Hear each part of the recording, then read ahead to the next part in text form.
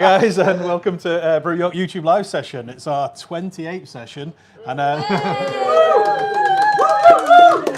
didn't realise we'd gone live. I was making weird noises off camera. I was pointing at something else. So yeah, sorry, we got caught a little bit off guard there. So welcome to our live audience who've already said hello and had a bit of a cheer, and welcome to our followers at home and our subscribers back at home watching. So, like I said, 28th session now, 28 months in a row. We're doing not too bad now, just over 2 years. We're back in the Hoptail Lounge. We're running out of locations after our little rotation around the country. And yeah, we're in the Hoptail Lounge this month. We're going to be in York again next month because we've got something exciting to talk about later. So if you are interested in coming to next month's live tasting, then you're going to need to hassle Peter as soon as you can. We think the ticket's going to go really quickly for this one. As you can probably see, it's just the two of us. We haven't got any guests with us tonight, so loads of questions for us, please, if possible. We were going to do a collab today, but it's been delayed until January, so we're going to have to tell you a little bit more about that once we've planned out the beer a bit better. So you've failed to do what we always forget to do, which is actually introduce ourselves, because we have to bear in mind some people may be watching for the first time. So I'm Lee, I'm one of the two co-founders, and I'm currently the production director of Brew York. And to my left is? So I'm Wayne, I'm the managing director and another co-founder of Brew York. So yeah, once again, we forgot to do it. So apologies about that. There's one beer to get out of the fridge. So while you've got a chance, let it warm up. It's Winona Ryder. So if you take that can out, hopefully it'll be a little bit warmer, ready to taste later on. And hopefully you guys all got your boxes in time. So it was quite a manic month, as is probably indicated by the can we're about to drink. If it had a date code on the bottom. I know they're not date coded, we printed the labels, caught our own track. Now, yeah. It was canned on Tuesday, and we had a couple of slight issues with the canning line this month, which meant that a lot of the beers were very, very late. So the team did great getting them out to you guys, and the web shop team did great picking them and getting them to you in time, hopefully. But yeah, we were cutting it fine. Yeah, we had a bit of a nightmare week in the brewery. Trying to think of the sequence. The canning line broke, then we ran out of CO2, then the keg filler broke. And just today, our labelling machine broke as well. So further delays with our packaging, but we'll get on top of it. It's going to end up like Trigger's Broom, all going to be new parts pretty soon, so all will be good. So what we're going to be doing today is 4 beers. We've already mentioned the first one here, pining for the Fjords, which is a 4.5%, is it Idaho 7 Simcoe? I seem to remember this one. Flavoured pale. We're then going on to the latest in the Sweet Shop Sour series, always based around retro sweets. So this time we've got the fruit salad. We've then got this year's release of Juice Campbell versus the Army of Dankness, and we strongly believe it's the best version we've done of this yet. That comes in at a nice easy drinking 7.1, and then we're going to conclude on Winona Ryder, a rye Imperial Stout that we brewed with Overtone a month or two back, and they're from Glasgow, and that comes in at 8%. So we think we've put together another stellar box. We thought last month's box was really good, but on top of those 4 beers we just spoke about there, you're also getting or have 2 State of Mind beers in your latest box. So you've got the 2 Ghost Dimension beers, which we will talk a little bit about later on, seeing as though we're not actually going to be tasting them this evening. Also in there, we brought a few of our favourites back, and looking at the way they've been selling, it would seem that they're some of your favourites too. So you've got Time Travelling Taxi in there, and you've got Goose Willis, and I'm on Time Travelling Taxi right now as well at the minute. So it's a bit of an in-house favourite, going down well with the team, and seems, as I say, to be going down well with the wider audience. So as we go along, we're going to be talking about the concept of the beer, whether that be the recipe, the name, any unique ingredient, anything unique about the procedure by which we made the beer, etc. And we want this session to be as enjoyable as possible, so we want it to be as interactive as possible. So we need your questions. So in the room, I believe you will be, are they writing down today, or are they putting their hand up? Anyone? They are writing down, right? So you'll be writing down your questions, holding your hand up, and then Ant will be, Ant, I'm not done on that one yet. Yeah, he's just getting ready. So yeah, Ant will collect those questions from you. They'll make it to the front, post-censorship, and then we'll do our best to answer those. If you are watching online, you have the ability to post your question below the video, and then Pete, our beautiful assistant over here, he will capture those questions and they will be passed to us as well. As always, we're going to be covering off some specialist subjects. We always do our highlights of the last month, and then right at the end, we're going to tell you what you can expect next month. This week, we're also going to be doing subscriber survey highlights, so thank you to all that contributed to that. I think there was 176 of you in total that fed in your views. On the whole, really good feedback, and some really good bits that are going to shape the direction of this going forward. And we're going to be doing a event season review. So what have we enjoyed of the events this year? And we want to hear your thoughts as to what you have enjoyed. So we are going to be doing something a little bit different this time. You are going to help us name a beer. So we have a beer that's going to be in your box next month. It's a experimental pale that we're going to be using this special thiol enhancing yeast with. And because it's based on thiols, we've come up with 3 puns based around the word thiol. And you are going to choose which one you prefer. And they're all bad. So you're picking the least worst here, guys. So we have got Sasquatch. So we're using a hop in it called Saz. So Sasquatch. You have the thiol countdown, like the Europe cheesy song you hear at the end of the night. Or you have Saz Trek, the thiol frontier. Yay! Right, well, I think we have an early winner in the room at least. So, so if you get your feedback in, if we do that simply, so if we say Sasquatch number 1, what was number 2? The thiol countdown number 2, or the Saz Trek, the thiol frontier vote number 3. And we'll put a curveball in. If you think you can beat that, which probably wouldn't be that difficult, to be honest, get your own suggestions in as well. Okay. Yeah, we have to censor them though. We had a few good ideas, but we don't think we can put them out there. So we will censor your suggestions as well. One of the things, the other thing we didn't mention actually is last month we were at Leeds and we shortened the session to an hour. We're back to 2 hours this time, so we've got half an hour per beer. So hopefully you won't feel too rushed. You're welcome to drink it quicker than that and top up with a side of time travelling taxi or whatever you've got at home. I've not actually drunk this yet. I keep drinking my side pint. Well, it's a good beer, and so is the beer we're about to drink. So the first beer we've got, Lee mentioned earlier, is Pining for the Fjords. So we haven't talked too much about the pun. I think quite a few of our customers actually guessed it just on the imagery that we put out on the social media. We had quite a few guesses, and I think it's probably the guys in the room, to be fair. Joe probably gave the spoilers away and told everyone. But yeah, we brewed a beer probably 4 or 5 years ago now. One of our favourite beers, and it actually evolved into it was the parent to one of our biggest selling beers now, and that beer was X-Parrot. So X-Parrot was our tropical fruit IPA coming in at 6.5%, and it was a Monty Python themed pun beer. So that parrot is an X-Parrot. It is deceased. Yeah, exactly. It was dead. And it was something we thought was quite funny. And when we came to naming this beer, it's got quite a piney taste to it. So we thought the Pining for the Fjords would be quite an apt name to bring that theme back. And the artwork on it is awesome. So Owen and the United by Design team have done a good job on this. The colour schemes, the colours are really, really nice. The imagery is really good. And it's the Norwegian blue. Is that right? Yeah, I do worry that we're getting a little bit predictable. Either that or you guys are very in tune with how our minds now work. Because, yeah, like Wayne says, we put out the artwork, we asked you to guess the name, and many of you got it straight away. So you're all as twisted as we are. The beer itself, pale ale, it's relatively low ABV for us. It's 4.5%, so relatively sessionable. And we've used a Kvik yeast strain in it, which we've used on a couple of beers recently, and we really like the results we're getting with it. We're getting some nice, clean tasting and hoppy beers, but we're also, doing a few different things in the fermenter. So when we're actually converting the sugar into alcohol, we're doing it using this different yeast, which has different effects. So this type of yeast can ferment at 37 degrees, which is actually really warm. So typically we ferment beers around 20 degrees. 37 degrees is a bit unusual because when you put your hand on the tank, it feels like something's gone wrong because the tank gets warm. And that was summed up for me because we're doing another beer at the moment, which we'll talk about later.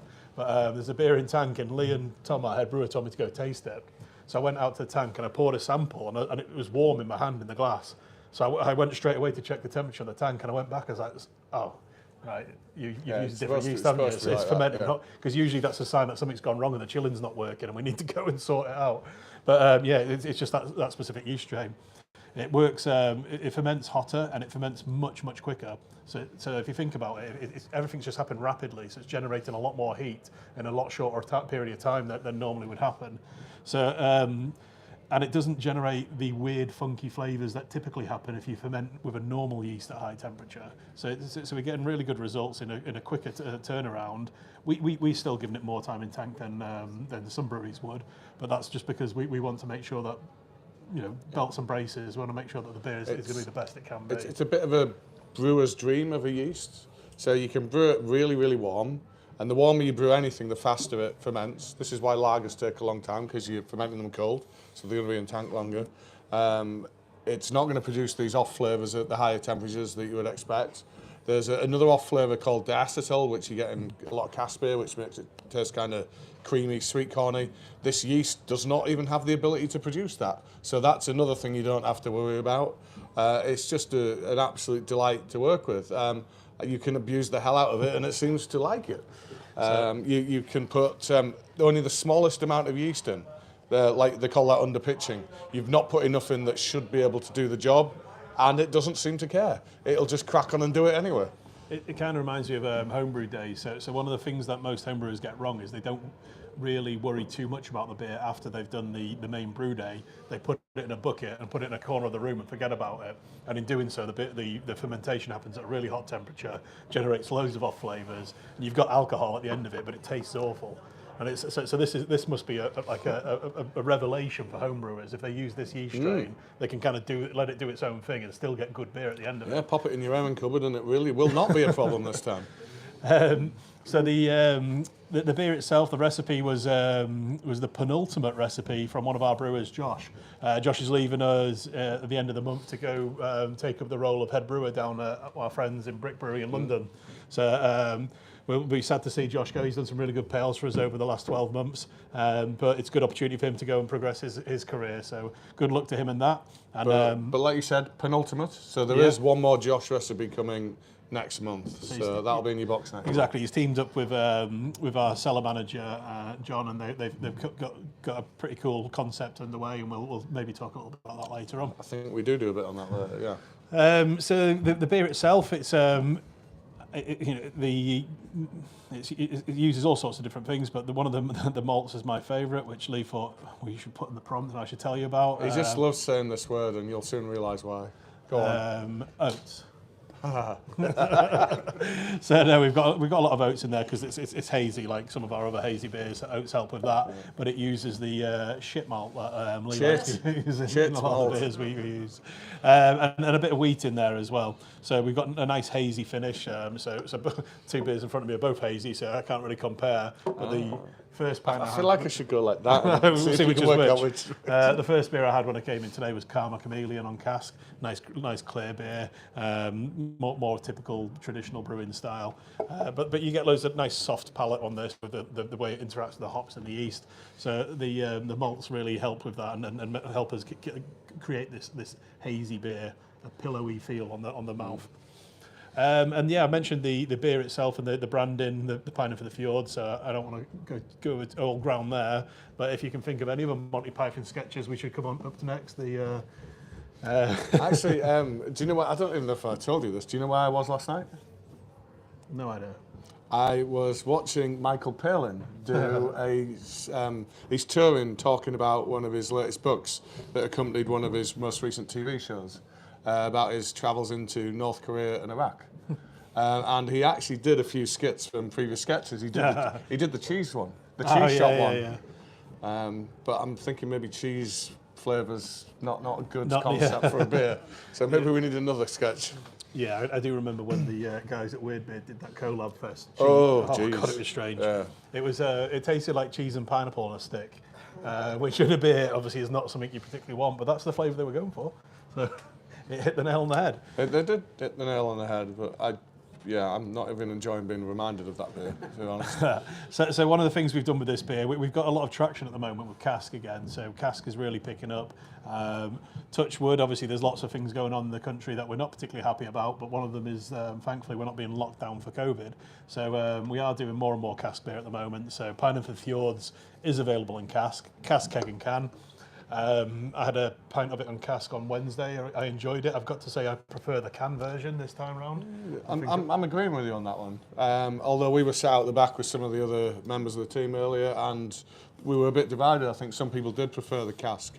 One of the big differences between cask and keg, other than the carbonation, is the serving temperature. And because of the difference in serving temperature, different flavours can present differently.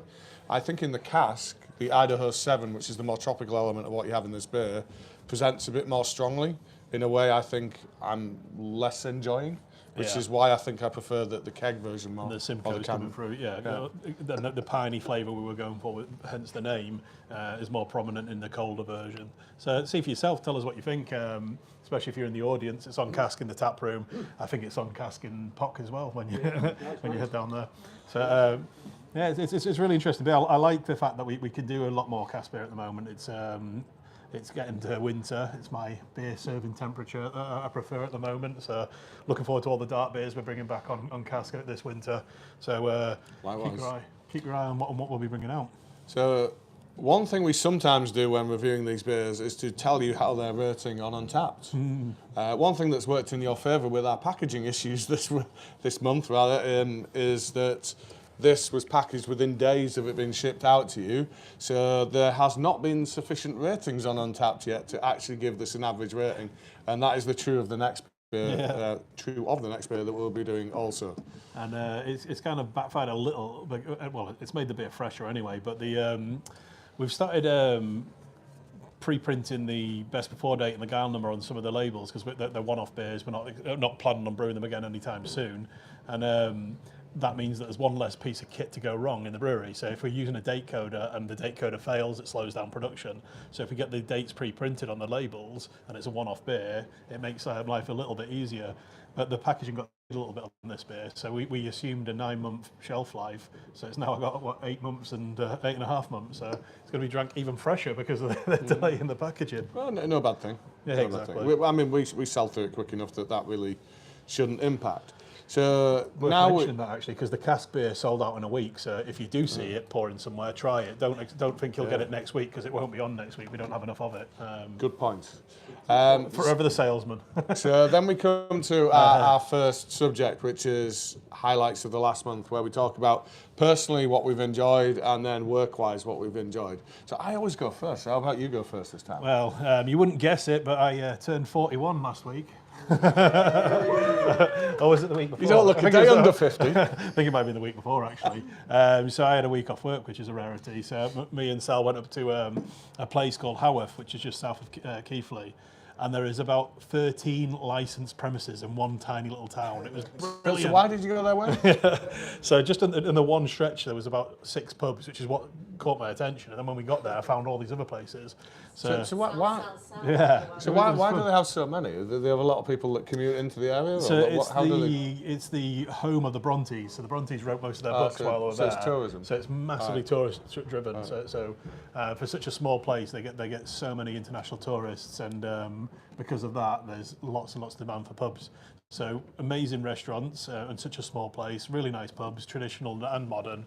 I was going to tell you to go there because I can't recommend it enough. It's a lot of fun, but lots of hills, which isn't a bad thing.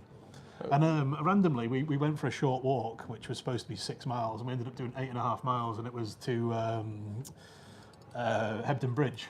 So we popped into Vocation. Nice. So Vocation's tap room was there, but that was a nice reward because we got 6 miles in, and I was checking the pedometer. I was thinking, we've definitely walked what the walk said. Are we not there yet? Am I right in thinking that was the first Vocation bar? Yeah. Exactly. Right.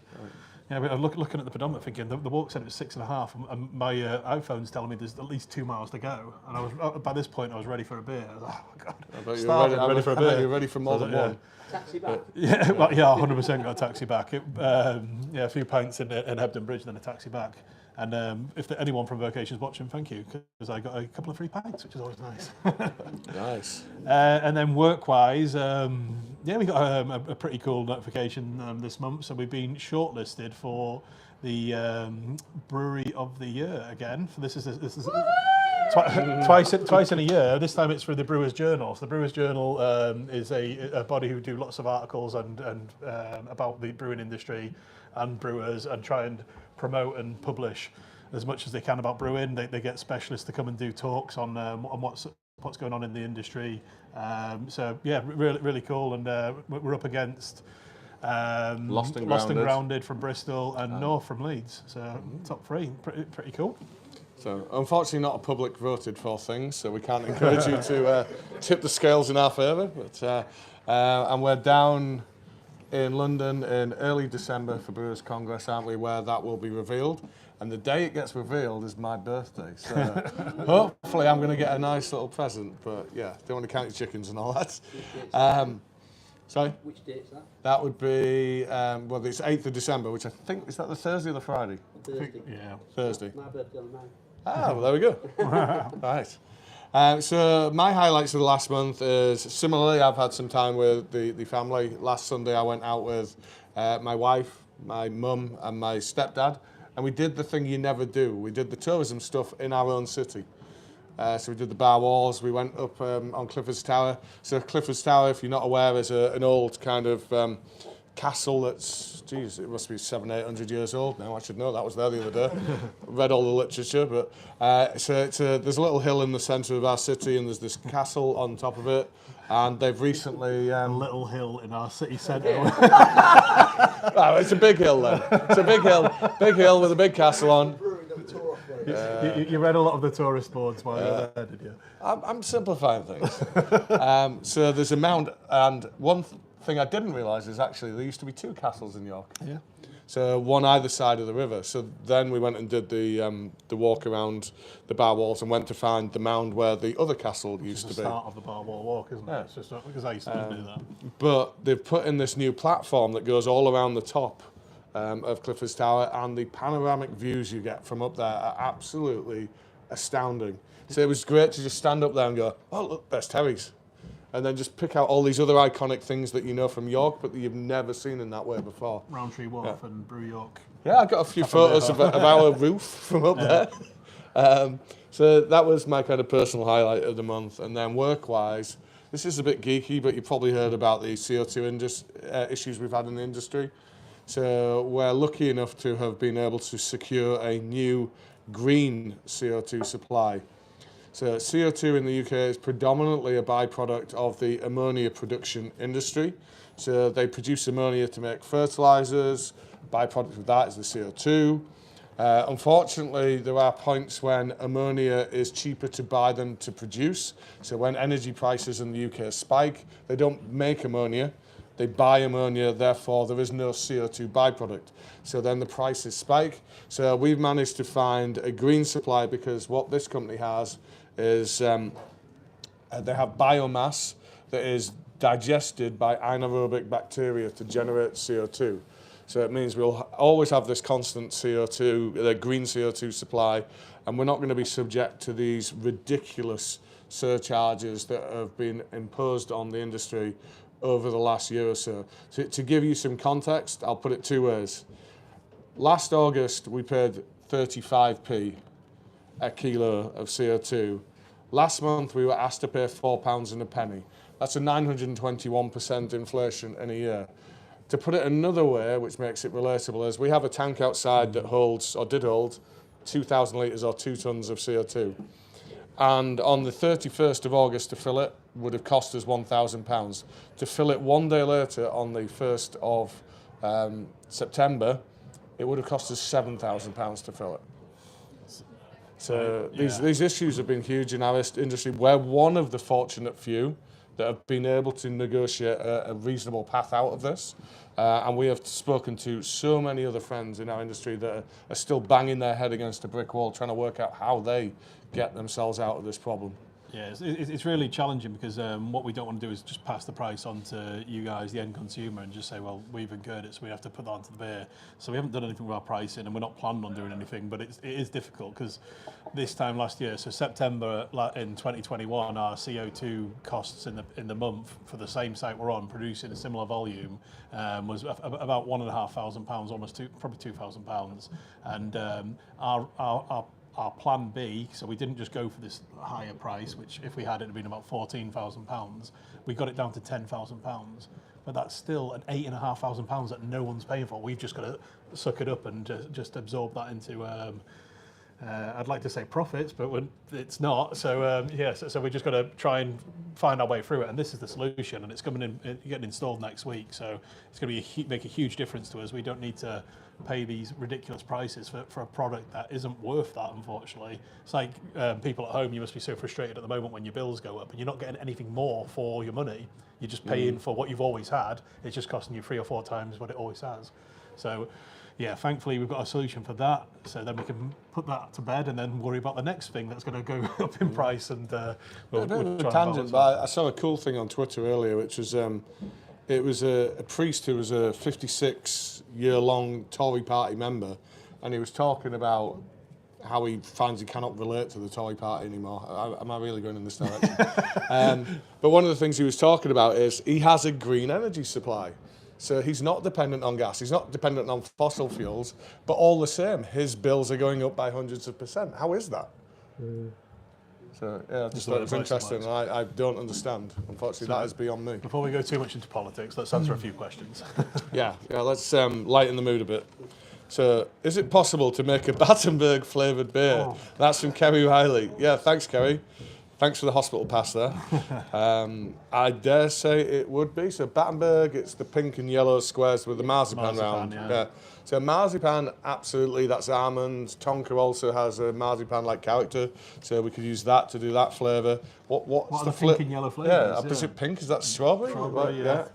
And then there's vanilla, maybe I don't know. Well, in theory, clearly we don't know enough about it to be able to answer. So I'm sure most of you at home know that we brew Guaylo's beer for them in the UK now. So we were actually about to release a beer. If it hadn't been for the CO2 crisis, we would have had it out this week. But we've got a Neapolitan beer coming out for those guys. And that's a similar challenge because you've got strawberry, vanilla and chocolate, all those different flavours competing. But it's really, really cool. So we brewed that, we tasted it, it's tasting really good. So that's kind of like a similar style challenge. We'll see what you guys think of that when it comes out next week. Yeah, we're supposed to be packaged today, were it not for canning line and CO2 issues. Speaking of canning line, Pete wants to know, does it have a name? I don't. So we had Donald, which was Make Canning Great Again. That was the last one. Our team may well have given our new canning line a game, but the original one was called Babs, because we canned a lot of Barbara Streisand to it. The second one was Donald, because it was supposed to make canning great again, but in the end turned out to be exactly like Donald and did absolutely the opposite. And then, no, I don't think they've got a name for the new one. We need to put that challenge to them and see what they can come up with.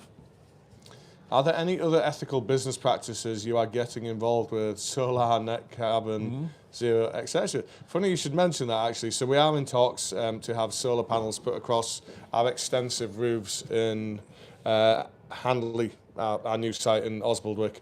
So across there we have 28,000 square feet of building. So that's a lot of roof. So we are, we think, moving forward with having some solar panels installed there, which we hope would cover off a good chunk of our electrical requirements, but probably not all. Yeah, and we're quite fortunate in that my background in finance meant that as soon as we moved into the new building, I locked us into a lot of contracts. So our energy costs are actually pretty reasonable, touch wood, although it doesn't stop them breaching our contracts and putting the prices up. But yeah, our pricing isn't too bad, and we're locked in for at least another year, which gives us time to get solar panel installed and hopefully a better alternative for the future. But sustainability is an increasing focus for us.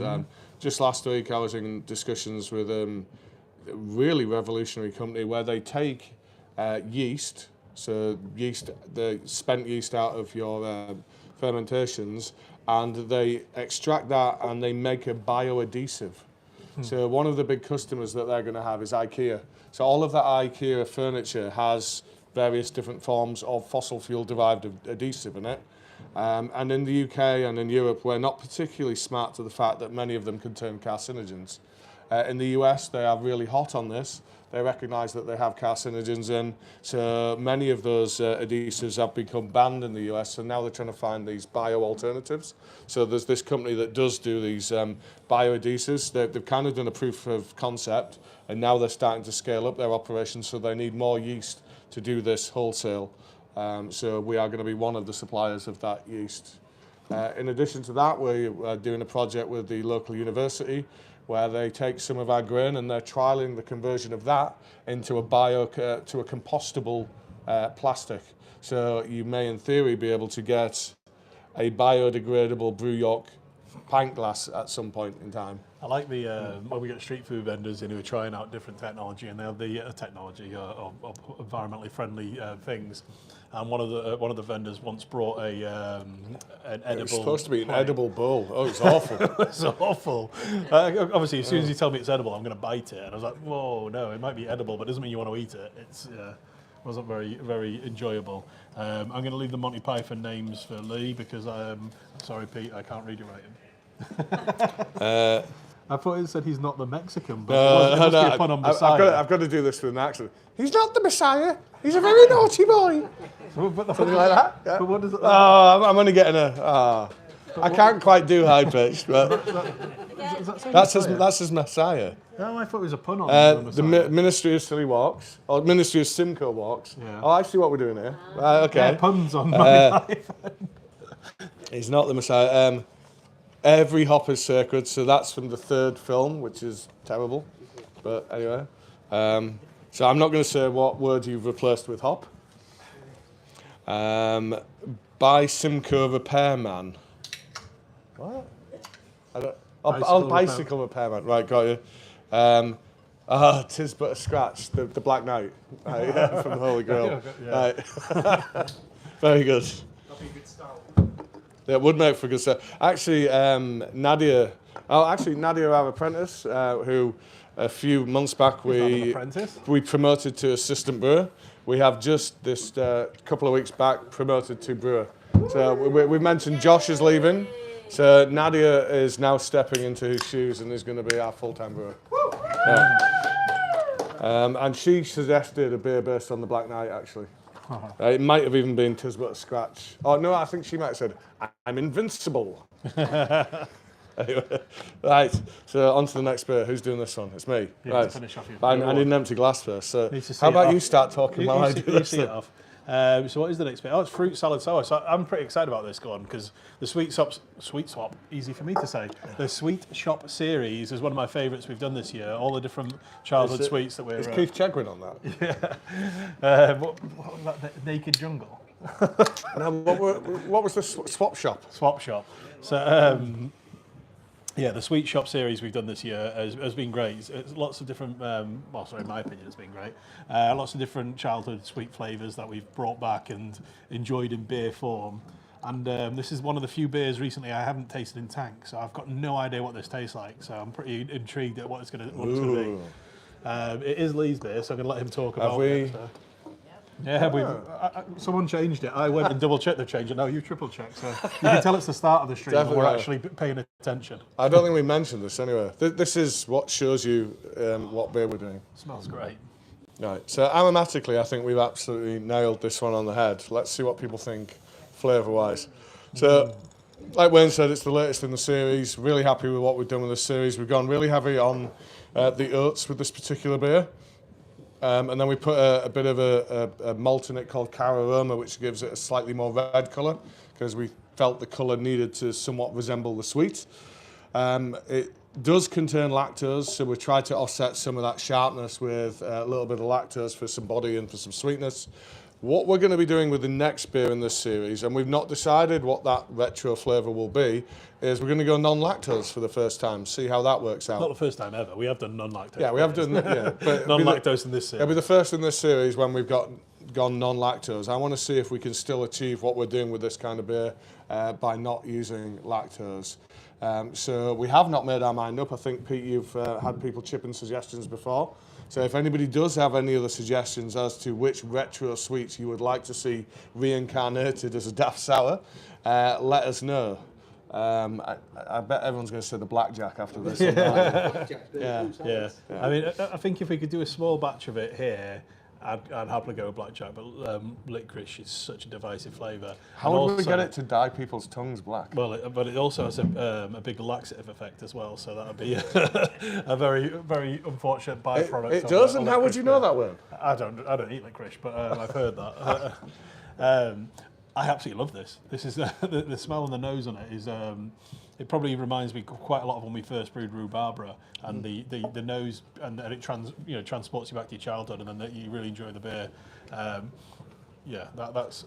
That's really enjoyable. 4 tins for a penny. Yeah, exactly. Or half a penny a sweet. Yeah, I remember I used to go and play badminton many years ago, and I used to get 100 teddies for 50p at the end. That's going back, mate. Little jelly teddy bears. Like jelly not, baby. not like cuddly toys. So yeah, this is raspberry and pineapple. That's what you use to make this type of fruit salad sour. There is a certain element of aroma enhancement in there to make sure it is exactly like the retro sweet on the nose. We'd love to hear your feedback on this beer. What we'd really love to hear, though, is what do you think of this series of beer? Have you had a favourite from it? Are you not bothered about them at all? Do you want to see another one? Do you not want to see another one? If you do want to see another one, what do you want to see? So I think, and I know we've visited that ground before, but it's always good to hear your thoughts on this kind of thing. I think one of the things that we've been discussing recently when we've been talking to the team at Guaylo, because we're working with them on what beers they bring out next, and a lot of the beers that they've got in their range sound amazing to us, but we're always a little bit conscious of whether it puts people off, because these are all sours. But that isn't sour. That beer is not sour. It's got a bit of sharpness. It's got different flavour. It's not. I think the word would be zing. Zing, yeah. It's got a bit of zing to it. But people will naturally see that on the shelf, think, oh, I love fruit salads. Oh, I don't like sours, and they might not try that. And hopefully, most people in the audience, most people at home who've subscribed to us for a while or get our Drinking Outside the Box subscription, realise that we do all sorts of different beers, and the sours we do can completely vary from something really puckeringly sour to something really enjoyable and not enjoyable. Puckeringly sour is enjoyable to me, but something really sessionable, even though it's technically a sour. So some of the Neapolitan beer for Guaylo is actually a sour. So most people, breweries in the UK, either do it as a pale or a stout. So they've done it as a sour. And I didn't mention sour on purpose because I didn't really want to put people off. But at the same time, I'm now saying, well, they actually taste good anyway. So don't let it put you off. Give it a try. Neapolitan isn't a sour flavour, no. So yeah, it's interesting. I have to admit, I was sceptical like Wern about doing the Neapolitan sour. It's their recipe. We've created it, and you know what? They're right, we're wrong. It does work. So what about we do your favourite band? Wham. What? Not Slipknot. We don't want to do a Slipknot. I'm not familiar with the Slipknot chew. Right. I do actually quite like a Wham. I like a Wham bar. It's got the little bits in it that in the middle. Is it exploding popcorn? Not popcorn. Popping candy. Popping candy. Yeah. So we actually do have another one coming out very soon, haven't we? But it's more of a drink than a sweet. But it's like a retro drink. Well, you've just said the word. Actually, you were saying about things being puckering. Yeah. So we've got a beer coming out. It's keg only. Yeah. It's going to be called Pucker Punch, and it's a pink lemonade sour. So that'll be out in our bars and the general trade in the next week or so. Yes, so hopefully you guys like this one. I'm kind of really wanting and craving some of the sweets now. So we're going to go on to the next subject, which is sharing some of the subscriber survey results. Pete, perhaps at the end of that we can hear people's thoughts on this series and some suggestions. Yep, cool. So subscriber survey. So if we do alternate points, Swern. Yeah. So I'll just cover off how many people responded. So we had 176 responses, which is well beyond what we expected. So thank you to all that contributed. And my God, did you contribute in a detailed way? There was a lot of feedback there, and all of it fantastic. I don't mean all positive, all fantastic that you've gone to that extent to share your feedback with us. Yeah, exactly. It's great to hear. And even if the constructive feedback is brilliant as well, because we need to learn. We don't do this. And when myself and Lee started home brewing, we used to go to homebrew club, and one of our biggest frustrations was everyone was just too nice. So we'd sit in the homebrew club, and everyone would just say, "Oh, that's really nice. That's nice. Oh, I like your beer." And we're like, pick faults with it. Tell us what's wrong. Give us something we can work on. And this isn't just what people saying about our beer. Everyone said about each other's beers.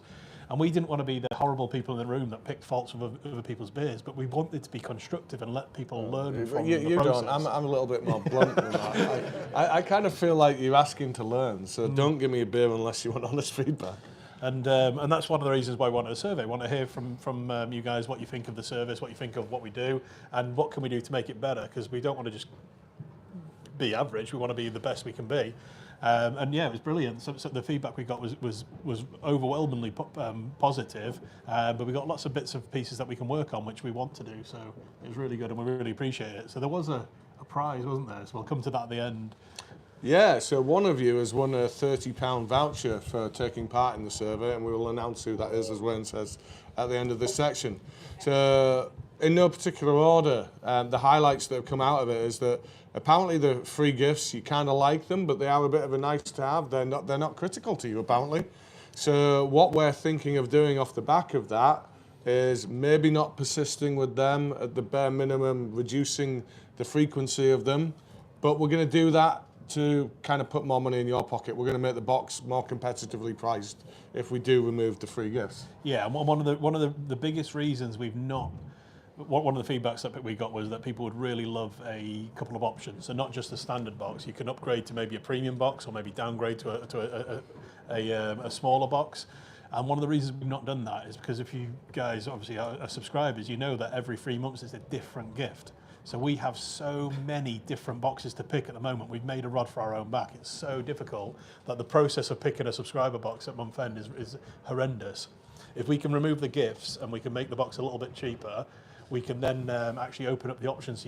We can do a premium box. We can do like we can basically go from picking maybe 15 different boxes to maybe 3 or 4 different boxes, so like a premium, a standard, a smaller box, or maybe a one-off box. And in doing so, that process is much simpler, and it makes our life easier. It means we can offer you guys a much better product and at a better price. So that's our thoughts at the moment from the feedback you guys have given us. There will still be gifts for big milestones, so the 12 months, 24 months, etc. We'll do better at making sure that you guys feel valued, because we do value you. We think the sessions we do here are a great way of trying to get you guys down and show that. Who doesn't want to come and drink for free on a Friday with me and Lee? What a treat. Yeah, come and drink with 2 fat Vikings in York for free. But no, I've seen a photo of me in the press. I look quite skinny, so do you.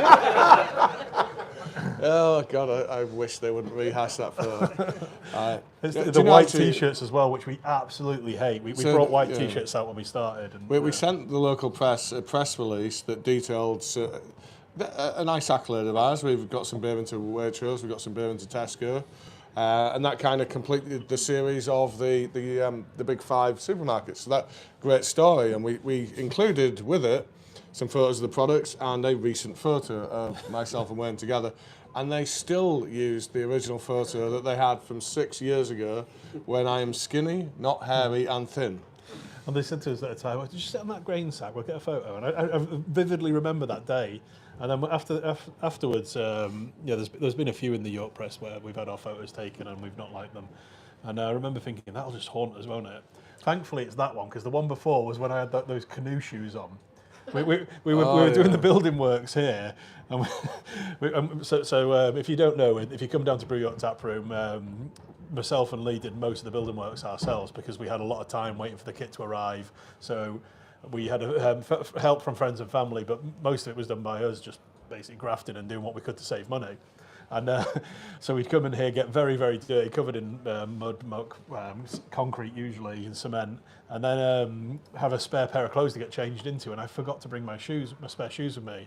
So my dad was helping us or visiting us. So he lent me his what do you call them, desert wellies, and I put them on, and they looked like they were about size 16. They were ridiculous, and they weren't. They were normal size, but then the guy from York Press, the photographer, said, just stand here, and he angled my foot, and it just looked ridiculous. It just looked so stupid, like I was wearing clown shoes. I think you got a bit self-conscious about it. I don't think it was ever as bad as you thought. I But think do you know everyone what? just wound me up We about just it. made an incredibly bad mistake here.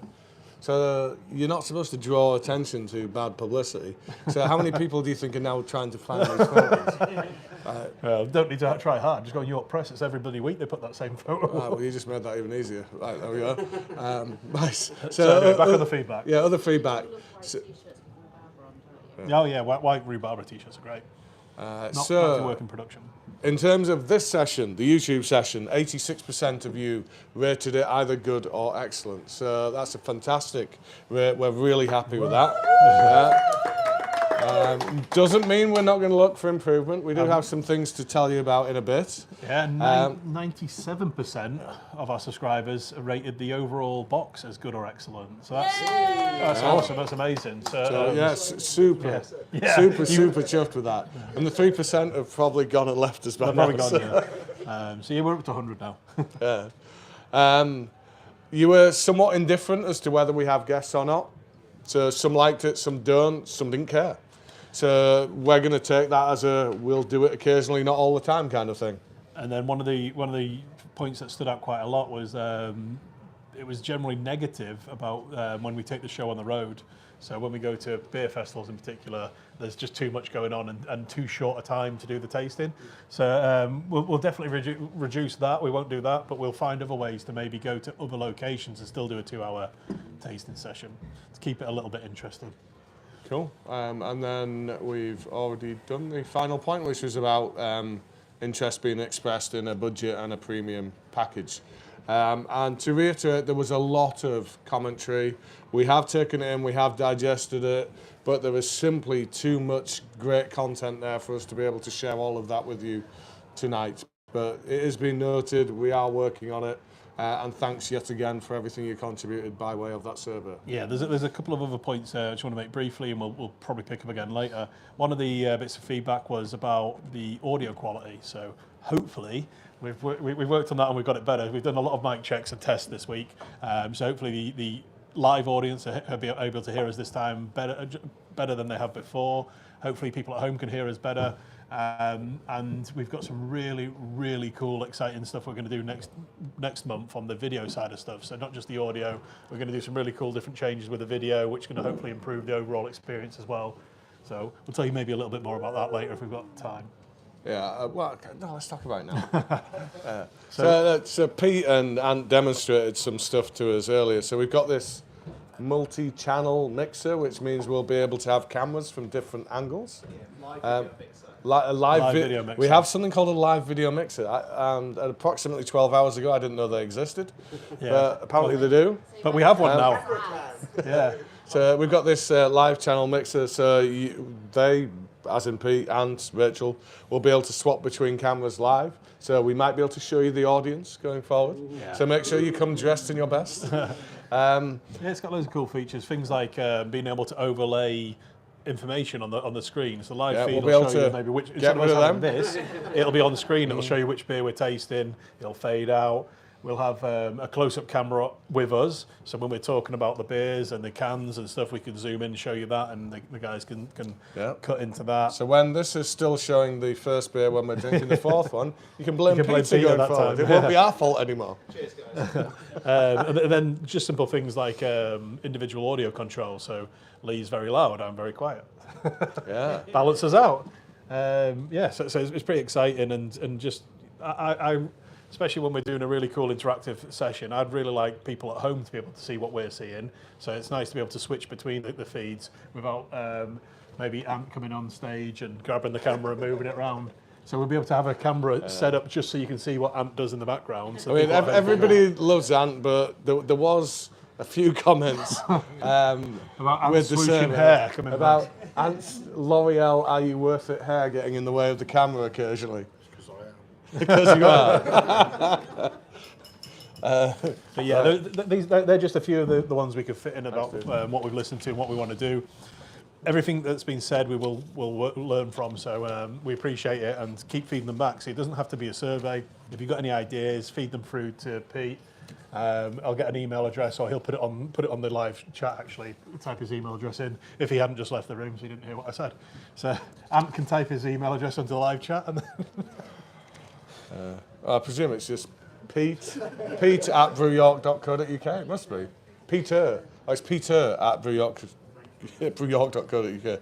Easy for me to say. So before we do questions, we did say at the end of that we would cover off your suggestions for sweet shop beers, and we would take thoughts on the series itself. So suggestions we've had so far are apple sours, the UFO sherbets. No, I presume they mean flying saucers. That's what they're called, aren't they? Flying saucers. Toxic slime. I'm not familiar with that one. Dib dabs. That's a young one. Dib dabs. I remember the dib dabs. Get the licorice underlaying for it, because you got licorice stick to dip, don't you? With sherbet into licorice into sherbet, wasn't it? Foam bananas. So foam bananas would be cool, but it's an off flavour in beer, so it's one of those funny things. So pear drops as well. Actually, it's kind of an off flavour.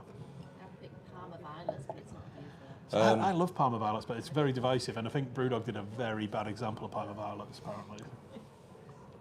Toffers. Is that just chocolate and toffee?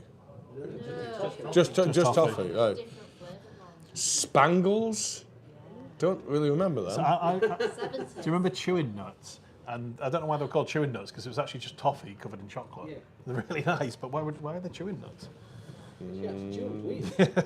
No idea. So what were spangles for anyone in the know? Spangles were like a hard-boiled sweet. Yeah. So fruity hard-boiled sweet. Disgusting Effervescent. And they were disgusting dark colour. You're not really selling them to us. No, we got one bar, so we got that one earlier, and then Thornton's toffee. We should serve it with a little metal hammer. So you get your drink, you smash the glass. Yeah, that toffee. Smash the glass and then drink it from the hole. So that's your suggestions as to what other beers could come in the series. But what feedback did we have for the series, and are people happy to see it continue? Have we got anything on that, guys? Anything in the room? What? It's a bit of fun. You want to see us carry on with this one? Yeah. Okay. Right. Well, we'll play around with it for a bit longer then. I want a drifter bar. What? Do you remember drifter bars? Jesus, I'm not going there. Right.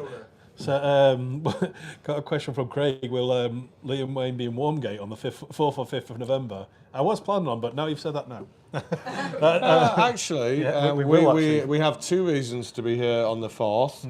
So my dad, who used to work for us, it will be the 2nd anniversary of his death on the 4th of November. And earlier this week, I brewed a special beer here to commemorate that. He was more of a traditionalist than myself and Wayne. He likes his bitters, so I've brewed him an extra special bitter. It's going to be called 100% pay rise. That little in-joke we had, because we never paid him. We only ever paid him in beer. We tried. We tried to pay him. He just wouldn't take any money. And we were like, yeah, we'll give you 100% pay rise, Dad. But 100% on zero is still zero. But he didn't care for that. He just wanted to be there at 3 o'clock every Friday. He knocked off work an hour before everyone else. He went and sat at the bar on his own, had the place to himself, and he drank Marastiota. He loved it. So now we've done a kind of an amplified version of Marastiota and ESB that'll be coming on the 4th. And we're also going to launch something on that night that is at the complete opposite end of the scale. We have done our first long-aged Bretted Saison that is going to be called Boba Brett. And that will be released on the 4th. So I think this says everything you need to know about Brew York, in that we can do the traditional, we can do the simple at one end of the scale, and we can also do the extreme, the more accomplished, the more refined, which is what you'll find with that particular beer. So like we try to do, there's something for everybody. And we have a more news to tell you later on about spaces and things like that. But this is going to be the first time we use a new space in the building, and we're going to be doing some state of mind tasting. So the tickets will go on sale hopefully shortly. But that evening is going to be a state of mind tasting where we'll bring some of the new state of mind beers out, some of the old state of mind beers. You'll be able to try them all, and also the new beers that are coming out. So. And obviously, as our subscribers, you get priority access. So you'll be in there first. Yeah, we've got a section later on to talk about events coming up. We've got some pretty cool stuff, and yeah, we've finalised quite a few of the details today. So usually it's Lee giving the spoilers away, but I might be able to do the spoilers today. Right, we're going to drag the mood down a bit here. Do you think other breweries will be in trouble with the cost of living crisis? And that is from Matt. So, were it only the cost of living crisis, it would be a problem. But we have so many things going on in our industry right now. There's the energy bit, there's the CO2 bit.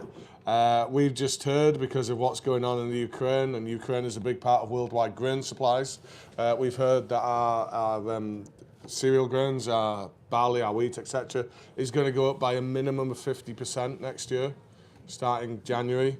So we, like Wayne said earlier, we're trying to box clever. We're trying to find efficiencies internally so we don't have to pass that price on to you. I'm not saying that won't ever happen. Obviously, there's a breaking point to that. But others are already passing on the price. And unfortunately, we are seeing others go by the wayside. Bainova over in Manchester has just gone this week. Who else have we seen recently? Katie and the Nomadic. Katie, Nomadic across in Leeds, has not long since gone, which is a real shame. Her and Mike, lovely people, deserve better than that. But unfortunately, this is the times in which we are right now. And this list is just going to continue to grow. Unfortunately, it's not going to be a very fun next 2 years. But those of us that remain at the end of those 2 years will be stronger for it, and I have every confidence we will be one of those breweries. So on a changing the subject to a more, I'd like to say happy topic, but it's not. It's about Halloween. What's your favourite Halloween film franchise? What's my favourite one? Halloween. Yeah, Halloween. No, that's my answer. Well, it's not strictly Halloween, but The Thing is probably my favourite horror film. So we're going to be having an internal staff event where we're going to put the You're Thing. going to dress as The Thing? Well, I could dress as anything then, couldn't I? Because it morphs. So we're doing our staff room has a little cinema in it, which sounds very grandiose.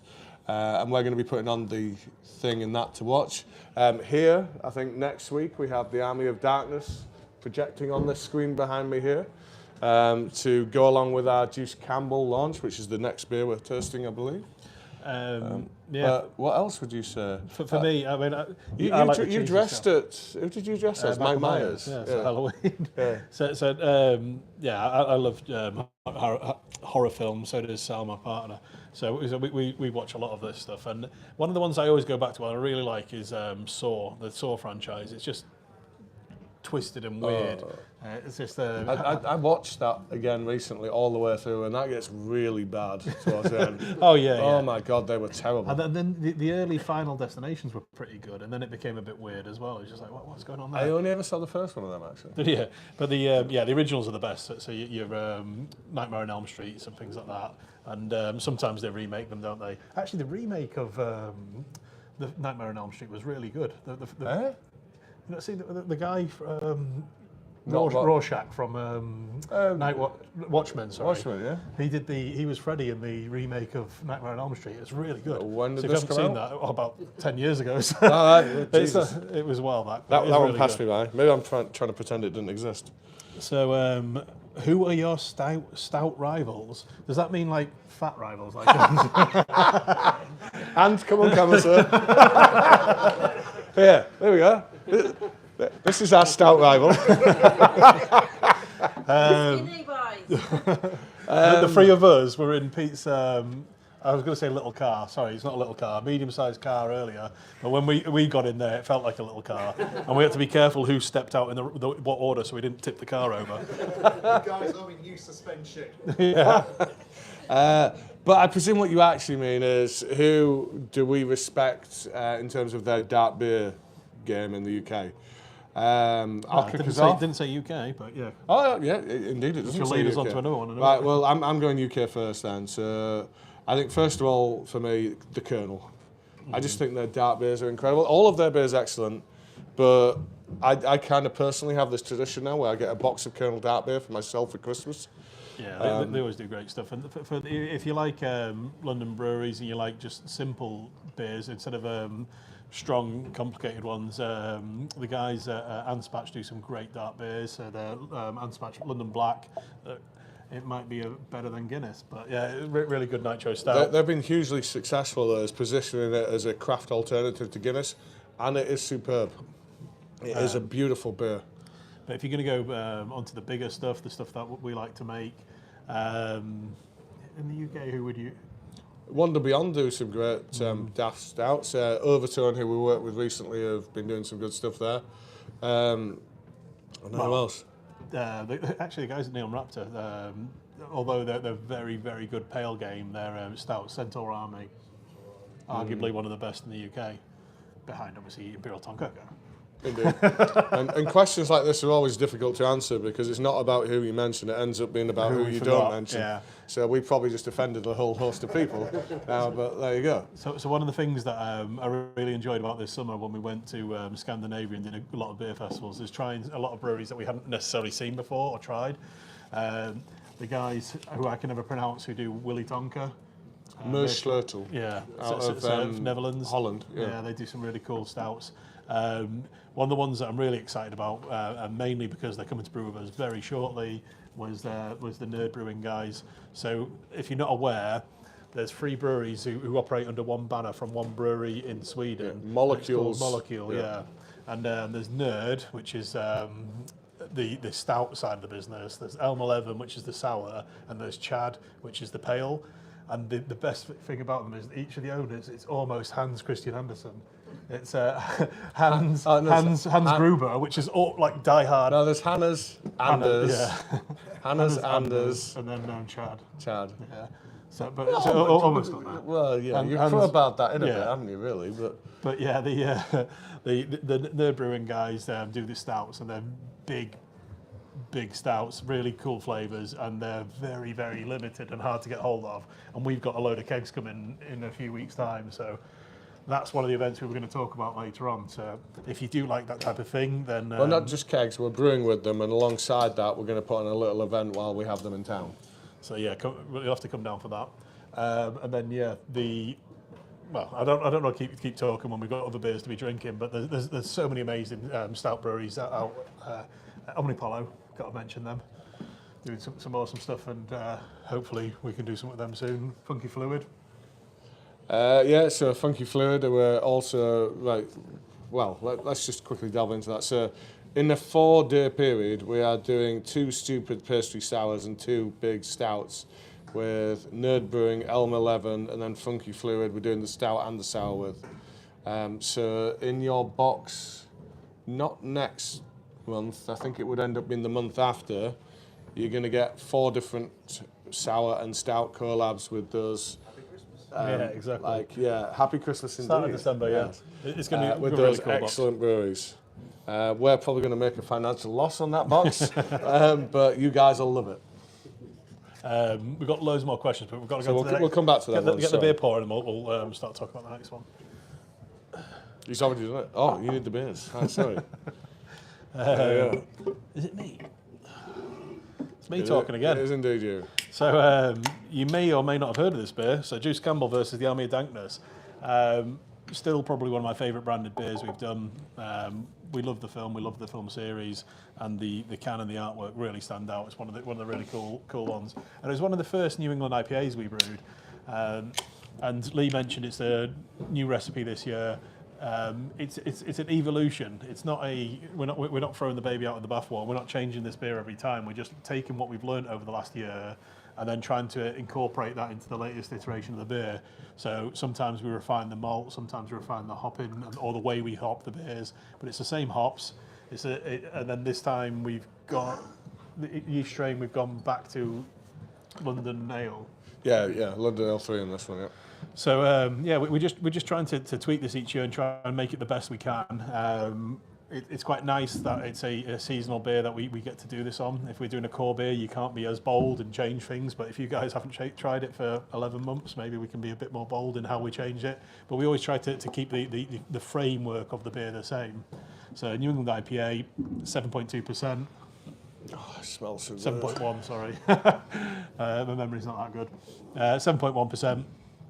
And then, yeah, the hops have remained the same varieties, but we've changed the different styles of hops. So we've used cryo hops, we've used pellet T90 pellet hops, and I don't think we ever used leaf in this one, but we try to find the best way. We've used the same hops in different quantities and then introduced them in slightly different ways, different points in the beer, trying to kind of make it a bit more punchy. And I think we've achieved that. And when I said a New England IPA, so we touch on this sometimes in the tastings, but our personal preference is usually more of the West Coast IPA. So if you think of America, think of the West Coast of America, and you've got the originals like Sierra Nevada, Anchor, a few others over there who brew the more piney, bitter West Coast style beers that we talk about a lot. And then the East Coast of the country, the New England, and you've got the more softer, easier drinking, hoppy pale beers.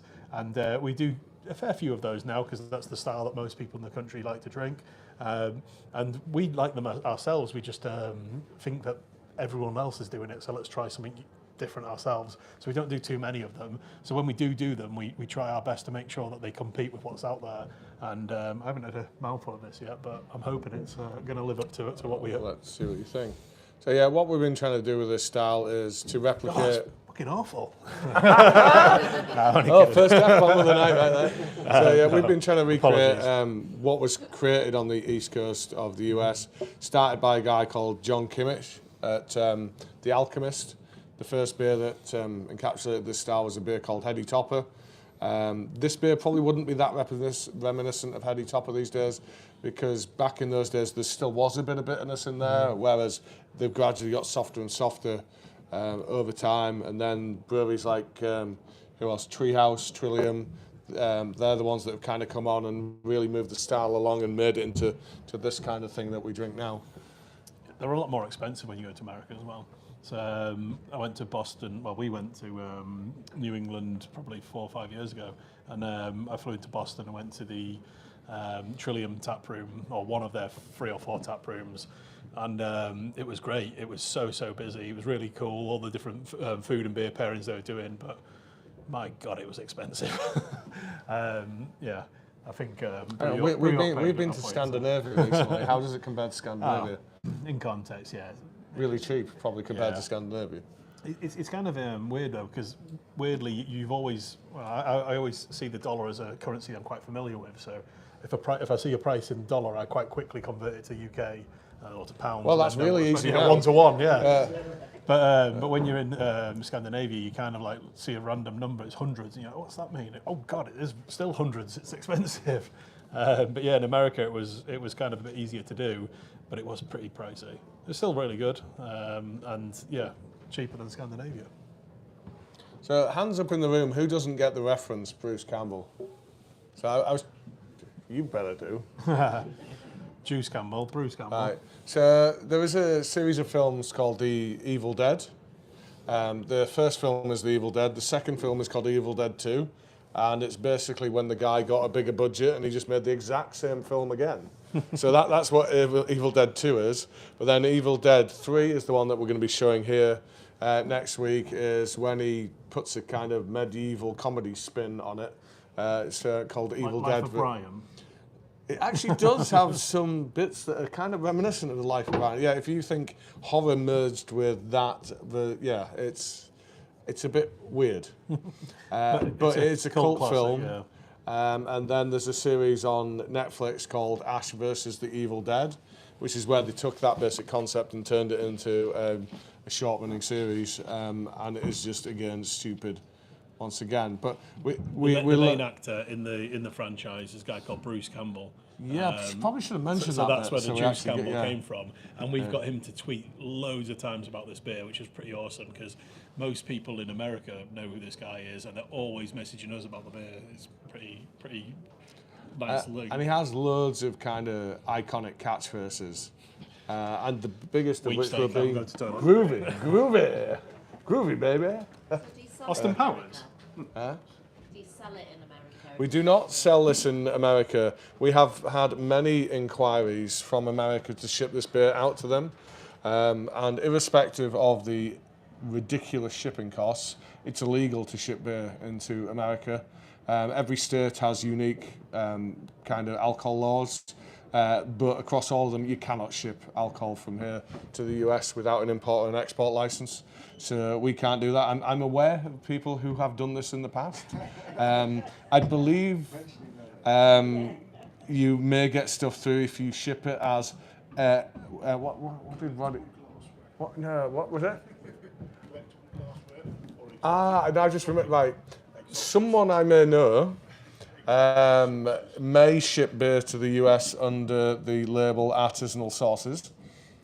So he buys beers like Cantillon from Belgium, and he ships them to the US because they can't get that kind of stuff out there. And then they ship back to him the likes of the Alchemist, Trillium, Treehouse, all the really, really rare stuff. But yeah, it's really, really quite illegal to ship beer into the US. So unfortunately, we can't. We get loads of inquiries. They love the artwork. They want the beer. We even have people saying, "Well, pour the beer out and just ship us the can." Well, yeah, it'd still be a ridiculous amount of money to be able to do that. So Ant to my right, who does all of our digital design stuff, has informed me that when we're feeling nice, we send them a PDF of the artwork so they can print it themselves.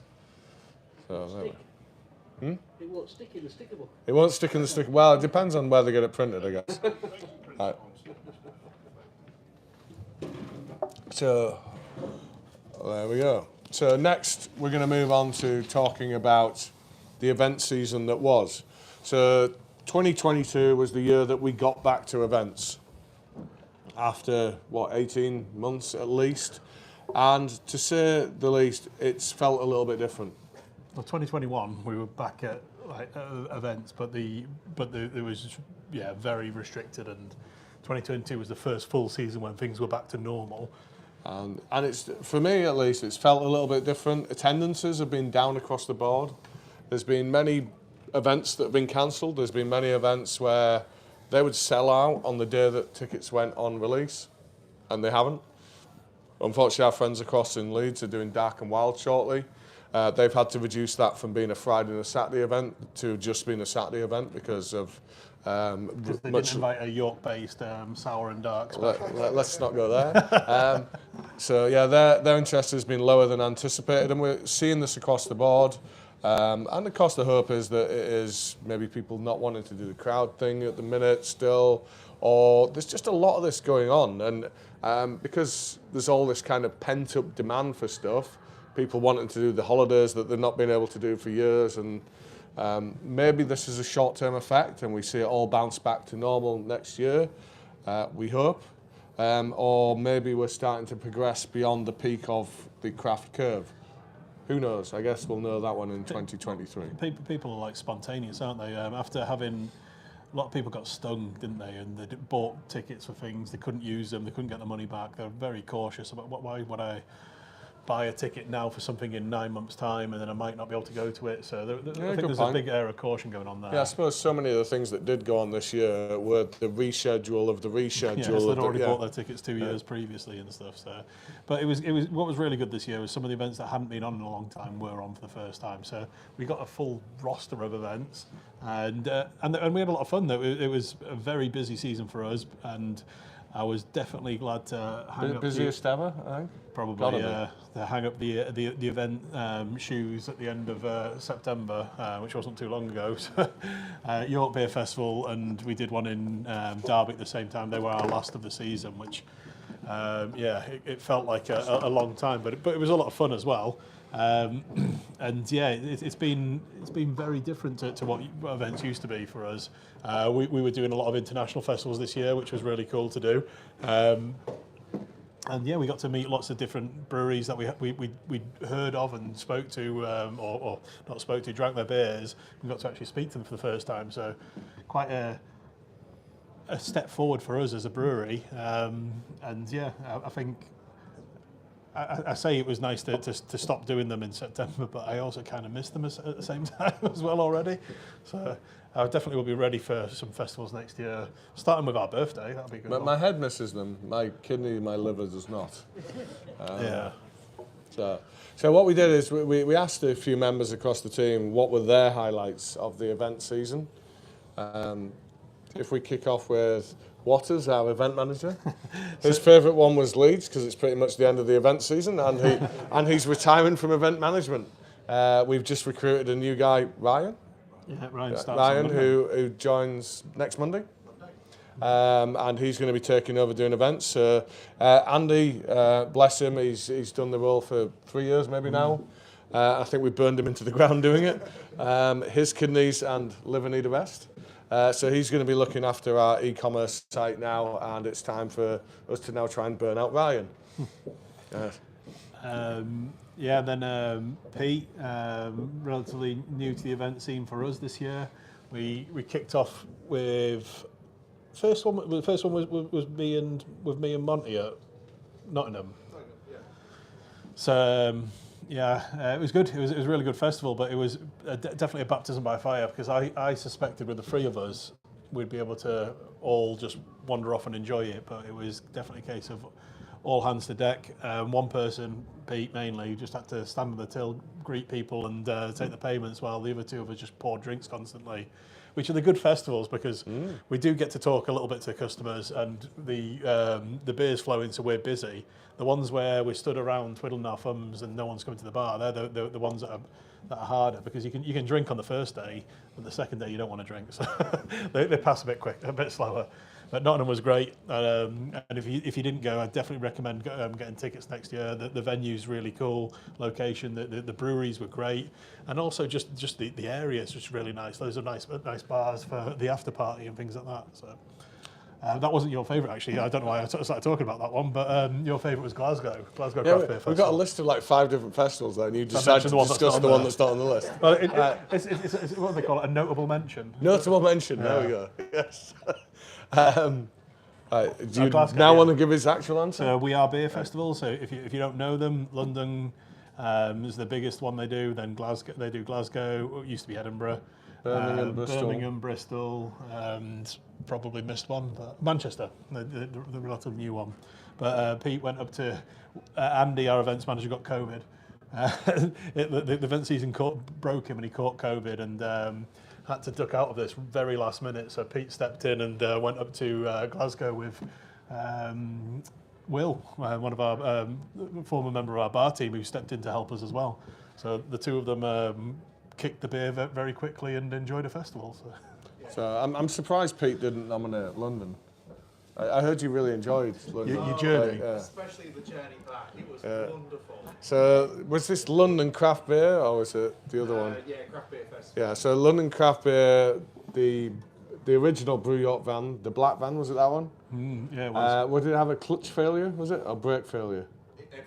Everything. Everything. So they were getting ready to leave.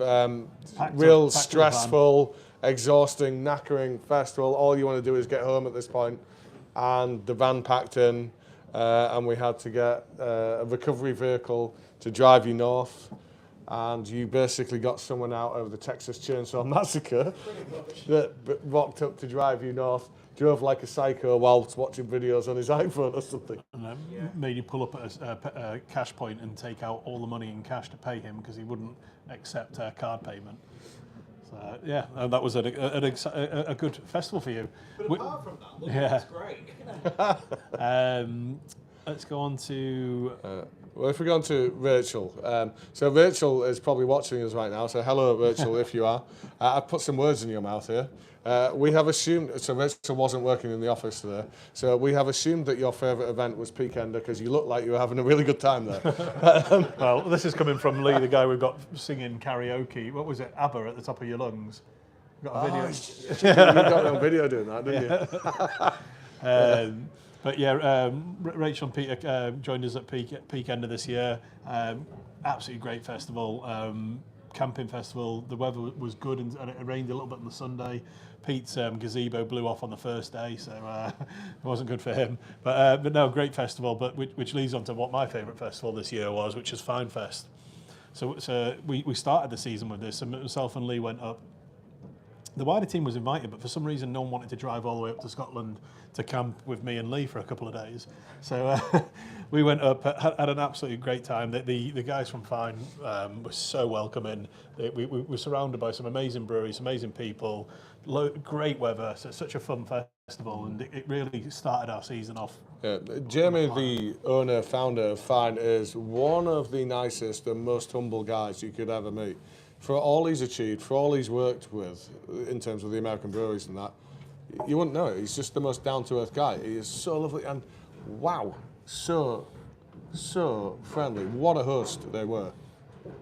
Yeah, no, it was a great festival, and it sums up because we did a few different things, so we didn't have to do much work. We just turned up and our beer was selling, which is also a good reason why it's a nice festival. But we did a tasting, and when I say we did a tasting, Lee did a tasting because they only wanted 3 people on the stage, so I didn't need to get up and do the tasting, which was great because we just walked back from what was it? It wasn't too far, but a couple of mile walk in the scorching sunshine. Hadn't had a chance to eat or do anything, so we got back, ordered some food, and then Lee had to go straight on stage and couldn't eat his food. I'm there wolfing down. Yeah, my food didn't arrive in time, and this is after we've already had a skinful the night before, and I'm about to have to drink 3 10% plus barrel-aged stouts on stage at 11 o'clock in the morning. But anyway, after the first one, it was all right. Yeah, eased your way back into it. And then your favourite festival? Mine would be, so we did lots of Scandinavian ones and I really did enjoy them all, but my favourite would be Brewskywell. So kind of like Jamie, the guys there were, fine that is, the guys were so accommodating, and it was one of the best run, most friendly festivals I've been at. Great crowd, amazing roster of breweries, had amazing social times and conversation with some brewers from across the world. And I hope we'll be invited back because that was a lot of fun. Yeah, and even getting there was great. So we flew into Copenhagen, got a train like an hour up the coast, and then got a ferry across to Sweden. And it was just such a nice scenic route and everything, and it was just so much less stressful than any of events we do. So what I'm really keen to hear though is what everyone else's favourite festivals have been this year. So drop them into Peter, put some comments in, or pass him the notes and tell him why. Not just that. Let's go a little bit further than that. Where would you like to see us festival-wise next year that we've not been at this year? Where do you think we should be? It'd be good to hear your input on that one. So while you're mulling that one over, we're going to move on to a few more questions. So, is there a brew that shouldn't have worked but did? Craig. Rhubarb Streisand. Yeah, Rhubarb Streisand. So, trying to create rhubarb and custards in beer form. And especially because when it was first in tank, it just wasn't there. It wasn't working how we wanted it to. And there was just some final tweaks to it once it was in tank, which kind of converted that beer. But we might have somebody in the audience who's not particularly happy with what you've done with it recently. Oh, is that right? Oh. Too gingery. Too gingery now. Too gingery. Oh, I thought you were going to say something different. Right, we'll catch up after about that one. Right. Any other beer that you would say that shouldn't have worked but did? Probably a few the other way around, where we were convinced they were going to and they didn't. Yeah. No, so not that springs to mind. There probably are, but yeah. Doesn't quite spring to mind. I can't think of ones that are a hard sell, because some of the weird ideas we have on paper sound like they'd be great, so it's kind of easy to get you guys to try it. But if we put something that was really weird and out there, and you're like, I think maybe some of the ones where we've used spices like cinnamon and cardamom and things like that, and where getting the balance right is kind of difficult. So we did the cinnamon bun one with Florey a while back. That worked well, and then the ones we've done for Christmas this year, where we've used some of the spices hot side because we'd learned from what we did with that beer with Florey. So previously I would have only put cinnamon directly into the fermenter, and now we've started putting it into the kettle, which is a braver move because once it's in there you can't get it out, whereas cold side I can make a tea and I inject it a little bit at a time. Hot side you've got to lob it all in and hope for the best. So that seems to have worked out. So maybe those ones.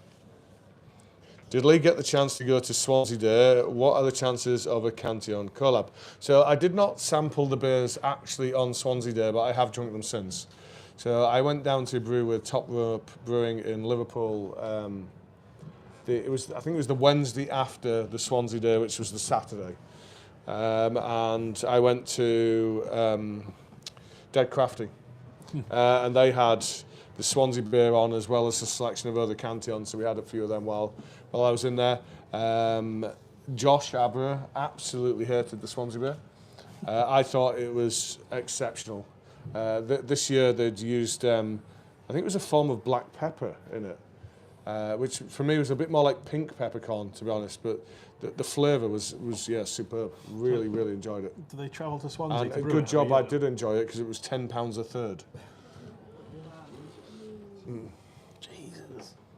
Oh no, sorry, I've done it. It was £10 a half. All the same, that's a lot of money. Company expenses. Yeah. You'll notice I did not put a receipt in for that one. Bloody hell. I paid He for that. He lost the receipt. I paid for that round on my own card. So we've got one. How's the Emperor's 2.0 coming along? That's from Matthew. Yeah. So we had some challenge with the original beer. So it wasn't quite progressing in the way that we hoped for reasons that we'll probably detail in time. So we've actually put the entirety of the first brew into barrel, and we're just going to let that one mature over time and see what happens. We've then rebrewed it again in small quantity. It's about 50 yards from me that way. And that one we are going to can and can only. And that will be in your box at some point. And you will be one of only a very select few of people that will get to drink that in can pre-barrel aging.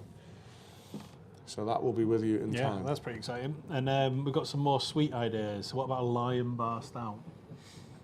What is it? Is that like Rice Krispies and caramel and chocolate kind of stuff? Wafer, Yeah, caramel, right, yeah. Or Frumps. They're like marshmallowy things, yeah? Yeah. Whisper Stout. That's just chocolate with holes in. How do we put holes in a beer? Caramac. Ah, Caramac, okay. Yeah, if you did that as like a white stout, that might work. Well, rolling. Wagon wheels. Rolling. Jammy Dodger. Or custard cream. Or pink wafers. Biscuits. We're on biscuit. Hobnobs. The biscuits. Who ended up getting biscuit obsessed? Well, what? Could be the next series. Limp biscuit. Limp Biscuit. biscuit. Yeah. As long as you don't go soggy biscuit, that's all right. Unfortunately, I absolutely detest Fred Durst.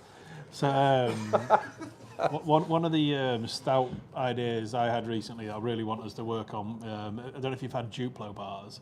They're like a chocolate bar I used to eat when I was a kid when I used to live in Germany. And it's it's just hazelnut, I think, hazelnut and wafer, but it's just really good.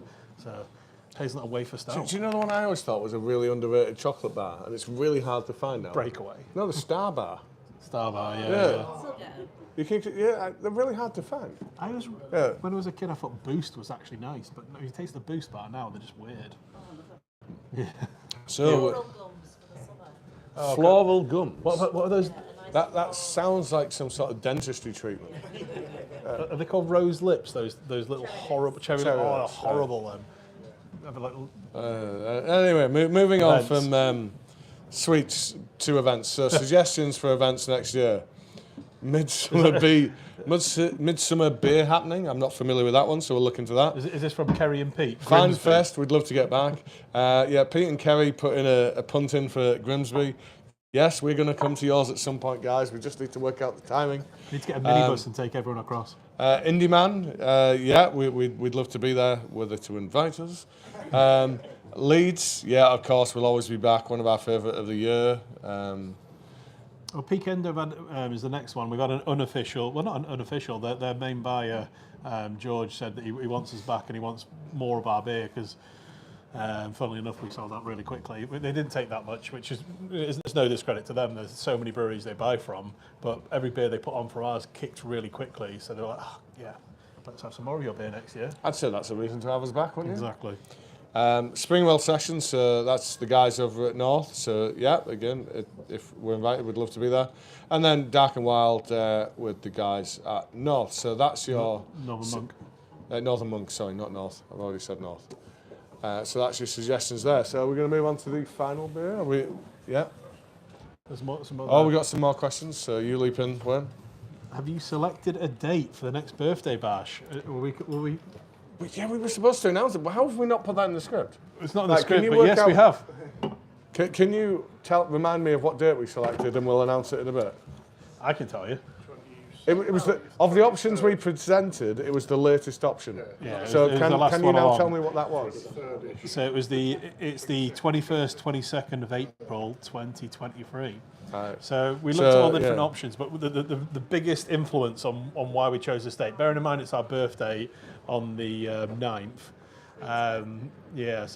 So we chose this later date because of the half-term holiday. The prices for hotels in York are horrendous on the week before, the week of, and the week after our birthday. So if we push it back to that weekend, the 21st, 22nd, you can actually get affordable hotels. So it's going to be make a big difference for you guys and for us. We just want we don't want to do a festival and you guys have to pay like £300 for a hotel for a night. It's just ridiculous. But we are working on the plans for that event. One of the reasons we've appointed a new event manager at the end of event season is to give that event the focus that it needs. Yeah, this is going to have a full 6 months plan in place. So we're going to, obviously the first will be telling you guys the day, which we've done.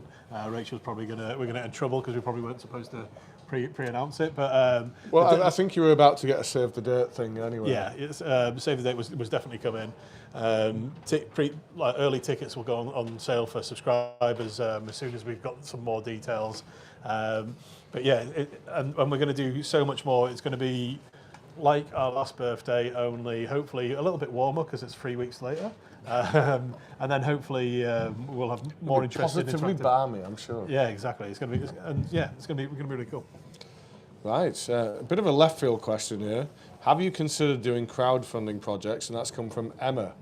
So we have actually done one in the past. So the premises above us, the beer hall, was at least in part funded by a crowdfunding project where we offered people £2 to spend in that bar in return for a £1 contribution towards the funding of it. I'm seeing some thumbs up in the crowd, so I think we have some previous contributors here. So we did that, and I think we raised at the time £56,000, and that allowed us to deliver the beer hall. It's something that comes up in conversation every now and again, and it's a case of never say never. I wouldn't be surprised if we do at some point in the future, but there has to be a proper purpose for it. Yeah. I think you're going to exhaust people's patience if you do this kind of thing too often. We've undergone a major expansion in recent years, so we didn't need the assistance with that, thankfully. So if we were to do it, what would that be for? If we want to do that, we need a real answer to that question. Yeah, we do want to continue to grow, we want to continue to expand, and we want to open it up to our followers, you guys, to try and be part of that. We just don't want to just say, yeah, let's give us some money. We want a plan for it, and we want to basically do it properly. So, yeah, we will hopefully do something soon. But anyone out there who wants to throw thousands of pounds at us, just email us. Yeah. Amen to that. Yeah. And if we do it again, which may or may not happen, it probably would be on an equity basis, which means you would have the opportunity to purchase a stake in Brew York. But there are no current discussions going on about this. There are no imminent plans. I'm just saying if we do it, that's the basis on which we would probably do it next time. So, Right, now on to the final beer, which once again I have not passed to win. Somebody apparently ignored the instructions to get these out of the fridge in advance, because this is really quite cold. pass it, I'll put it in my armpit. No, I don't want my beer in your armpit, thank you. So what we have here is Winona Ryder. In terms of some of our puns, this one is a little bit direct. No mistaking what we mean with this one. So the artwork, there is Winona doing her, trying to get the lights to come on thing. And Communicate with the upside down. you put it much better than I was. Thank you. So what we've created here is an Imperial rye stout. So this was created between ourselves and Overtone, who are out of Glasgow. They came down to brew with us a couple of months ago rather. And every now and again, we like to do these unadulterated stouts. So we don't do the lactose, we don't do the daft vanilla, the marshmallow, the toast, I don't know, graham crackers, whatever. We just want to play something a little bit straighter down the line, and that's what this is. But us being us, we don't do straight down the line. There's always going to be a little bit of a quirk to it. So what we've done with this one is we've gone with a rye Imperial Stout, which I don't know if that technically is a thing.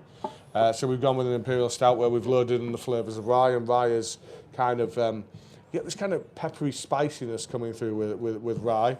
And we've used it in two formats. We've got a malted version and we've got a crystal format. So you're going to get kind of a caramelly kind of spiciness going on with it.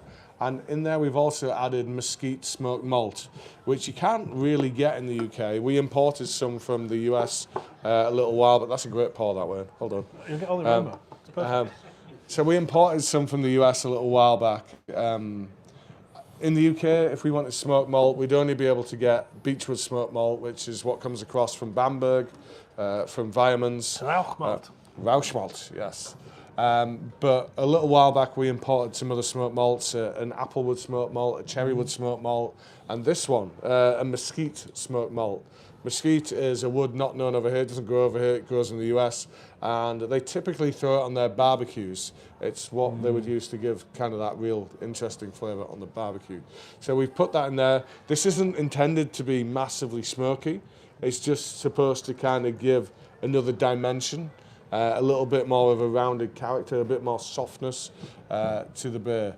We are really, really happy with what we've created in this beer. But because it doesn't have all the daft stuff in, this isn't actually rating that well on Untapped. Unfortunately, we've made a little bit of a rod for our own back, I think, where people expect the daft stuff. So when we do this sensible-ish stuff, it's not as well received. Yeah, I tried it for the first time, I don't know, maybe a week or two back. And it was definitely too cold, but I enjoyed it. I found it quite smoky. Now that I've done my amazing pour, as you'll find out, the way I've poured it's really brought the flavour out. No, it's tasting great. Our brewers It's quite smoky, actually. I'm going back on what I said. That is quite smoky. Our brewers absolutely love this beer, and the first time I've actually tried it properly, and I agree, it's great. The body's nice, the smoky flavours coming through. It's just a nice smoky stout. And it takes me back to when we first started Brew. The first ever beer we made was Viking DNA, which is a smoked porter. It's the kind of same type of thing. Which is on the calendar to come back soon, actually. Yeah, and cask, yeah. I think we... Mesquite. We've imported some... No, only joking. I don't know if it's mesquite. But we'll have some smoky malt in there. I think it's cherrywood. I think we're doing cherrywood for the yeah. one that's coming out next. Yeah. Well, that's the one bit of regret we've got from this batch. We barrel aged quite a lot of it. What we probably should have done is maybe racked a few into firkins to try on cask, and it would have been a great cask beer. I think this would have been amazing on cask, but we could only have done that really internally in our own venues. I don't see there being a mass market for 8% smoked rye Imperial stouts on cask, unfortunately. I mean, you and I have been in the queue. I mean, we'd be in the queue, I know, but there's not. It'd be a short queue. That's okay. Right. Okay, so we'll probably leave that beer there because there's another couple of beers we need to tell you about. So, bizarrely, we've put two State of Mind beers in your box, and then we've opted not to do it as part of this tasting. And that's because we really wanted the focus to be on this particular beer here. But what we have included is, I think, is it the second of the birthday ones that we've released? No, it's the middle one, wasn't it? No, we did. Dimension was the middle one. No. As in, is it the second one that we've released from barrel? Yeah, So sorry. we've done the So, Dream yeah, Child. the second of the birthday beers, barrel aged, that we've released, yeah. Yeah. So we did the Dream Child in barrel, and now we're doing the Ghost Dimension in barrel. And so this is the one that I think was the middle of the series, the 13%er, was it?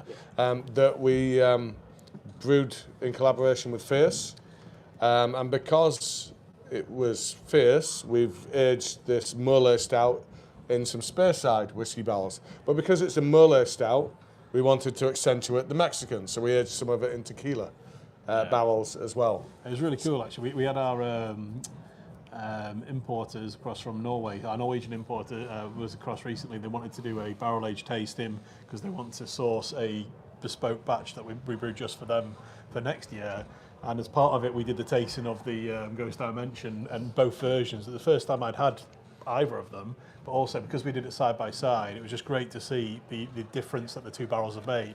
So typically, when we've done multiple barrel releases, you'll probably notice that they're similar. So there'll be like two different variants of bourbon barrels. This is the first time we've gone completely different barrels, and you can really tell the difference that a barrel can have on a beer, on a base beer.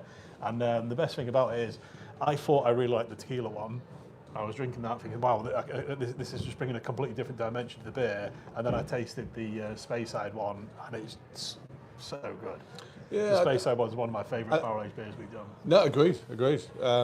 I think I might have gone on camera in a previous session talking about when we originally tasted that out of the barrel, and saying how it kind of opened my eyes to what Scottish whiskey barrels can do for beer. Because I love Scottish whiskey. I'm not dismissing Scottish whiskey, but if there's one thing that Scottish whiskey is, it's bold.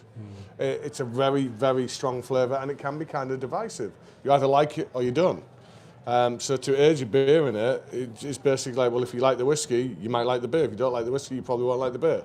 Whereas I think actually in translation, it's turned out to be a little bit different to that. Because you don't like whiskey. I don't like whiskey, and but especially you like that beer. Yeah, Islay and stuff like that. It can, the whiskey barrel really balances it, and it tastes really good on the back of it. But then the other cool thing you guys can do at home is try each of them and blend them. So blend them and see what you think of both of those beers blended together. I know. It's one of the things that a lot of breweries do to try and get. My turn. Plenty of questions. A lot of breweries do to try and get the balance. So sometimes you'll do you'll have a really nice base stout that you've had in a certain neutralish barrel for a while, and they'll put maybe one barrel of something a little bit out there, like a bourbon one, in with the 8 barrels of a non-bourbon one. I don't know what they're knocking on upstairs. I think they're doing some sort of weird like chicken tenderization or something. But if you can hear some knocking, it's it's a little bit distracting. But yeah, when you've got the blended barrels, a lot of breweries do that themselves. So they blend it all and then sell you a blended version of the beer.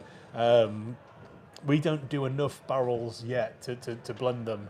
But also one of the things that I really like is being able to blend it yourself.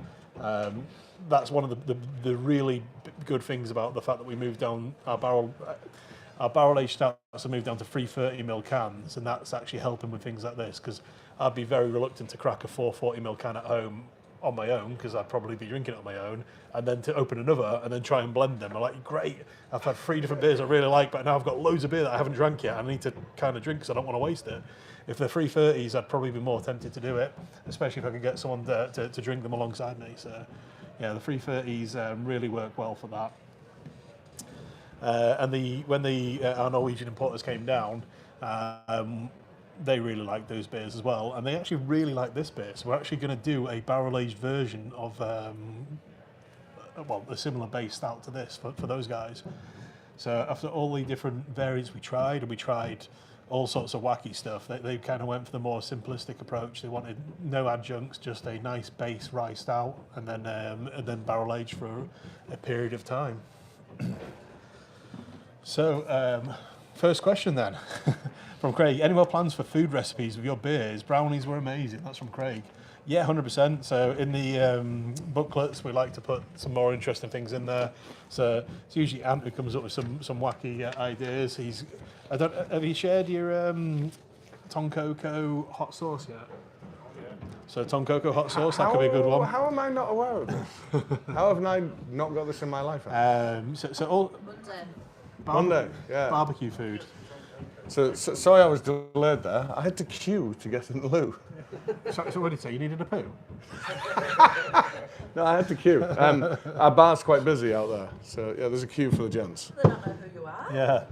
I don't play the "Do you know who I am" card. I'm not that kind of guy. You just ran to the ladies' toilet instead. Yeah, I just knocked the disabled person out of the way and jumped in there. One from Kerry. Could you guys make your own bar snacks? We could, but we probably won't. But thanks for asking. Is that your way of saying if we come up to visit you, we need to bring our bar snacks with us? We've tried a few different things. We make dog biscuits. We haven't done it for a while. But other people make so much better bar snacks than us, then we won't focus our attention on it. What are they doing above We us? were talking about that a minute ago about the chicken tenderization, I assume. I don't know. Oh, They're just okay. banging. Interesting one here from Chris. Will you be rebrewing a New Zealand brown? We've not discussed it, but we're going to be doing a lot of more cask specials here, and I was going to be suggesting the return of Kiwi as a cask only. Yeah, so if you ever sit in our sales and planning meetings, we always say to Lee, no more hoppy, dark beers. Yeah, I'm not allowed to do brown ales, I'm not allowed to do red IPAs. So we all I all like to love drink them, but apparently I'm a minority as far and we as always that struggle goes. to sell them. So we brew these amazing beers that we really like. Most breweries come and visit us, tell us, oh wow, we really like that beer, and then the landlords don't buy them. So we're sat on these beers for ages. So what I think we might do is I don't think we can blame the landlords. Ultimately, Well, it's the it's a punters not yeah. buying them. so The landlord buys what sells. So. Well, What on earth are they doing up there? so the landlords buy what sells, but Lee used to buy what he wanted to drink when we first opened the beer hall, and I do the same. So we kind of need to encourage them to buy the drinks, to encourage you guys to drink it. But yeah, we'd love to. We probably might have to open it to pre-orders first. Well, that's a good point. If you're not exposed to them, you don't drink them. If you don't drink them, you don't get to like them. So then we don't make them. So maybe we should be forcing the situation a little bit more. So I've taken this as authorization for me to brew more brown and red beer. If we can get, Is that how you guys heard it? Yeah. if we can get the sales guys to pre-sell most, then perfect. I'm on it. Who is your inspiration for barrel-aged stouts? Well, Boo hiss. it's got to be, hasn't it? Yeah. Goose Unfortunately, Island. it's got to be Goose Island. Yeah, they were the ones that pioneered it. They did it first. They did it best. They still do it really, really well. I know they're macro, and we're not supposed to say we like it, but it does still kind of taste nice. Yeah, because the barrel aging program hasn't changed. They might be owned by a massive brewery now, but they are still knocking out some of the best barrel aged stouts in the world, and that's the Bourbon County series of stouts. So it's usually about £20 a bottle. It's a 500ml bottle. So I was talking about our 440ml cans versus 330. On my birthday, I treated myself to one of my stash of Bourbon County. So I opened a bottle while I was on a holiday, and it's 500 mils of very strong Imperial Stout. I was like, oh well, I'll have to keep drinking it. Sal had a little bit, but yeah, I really enjoyed it. But that's too much. 500 mils on your own is too much of that type of stout. Speak for yourself. No, but I've got, well, like you, I've got loads of aged stouts. I'd love to maybe have a 250ml bottle of it, and then have two of the different bourbon counties at the same time. Don't have any friends. He's just not picked the right occasion. Because I remember a time when we'd been at, was it a Tap Taker or Meet the Brewer type thing in Leeds? And you and I took a bottle of Bourbon County as a train beer back, and we drank a bottle each on the route back from Leeds to York. It was a Beer Hawk bar. Beer Hawk are the exclusive seller of Bourbon County. So they gave us a staff pricing on it. So instead of 20 quid a bottle, I think we got it for 15 quid, which makes it train beer affordable. Yeah, exactly. The 20-minute journey back. It's a to very York. good 20 minutes. So this is from Ant. Could you use liquid smoke used in barbecuing to recreate the something malt alongside your smoke? Recreate the smoke malt alongside standard malt. Just standard. Presumably the answer is yes, and I've never looked into that, but you have to imagine that would be possible. Yeah. Got one. How much do energy prices affect you? So thankfully, we're pretty much protected until the end of 2023. So most of our venues, most of our different buildings have all got contracts that are tied in, but a couple of them aren't. And also, even though we're in a good position now, there's nothing that stops the energy companies just saying, okay, we're going to take your contract away.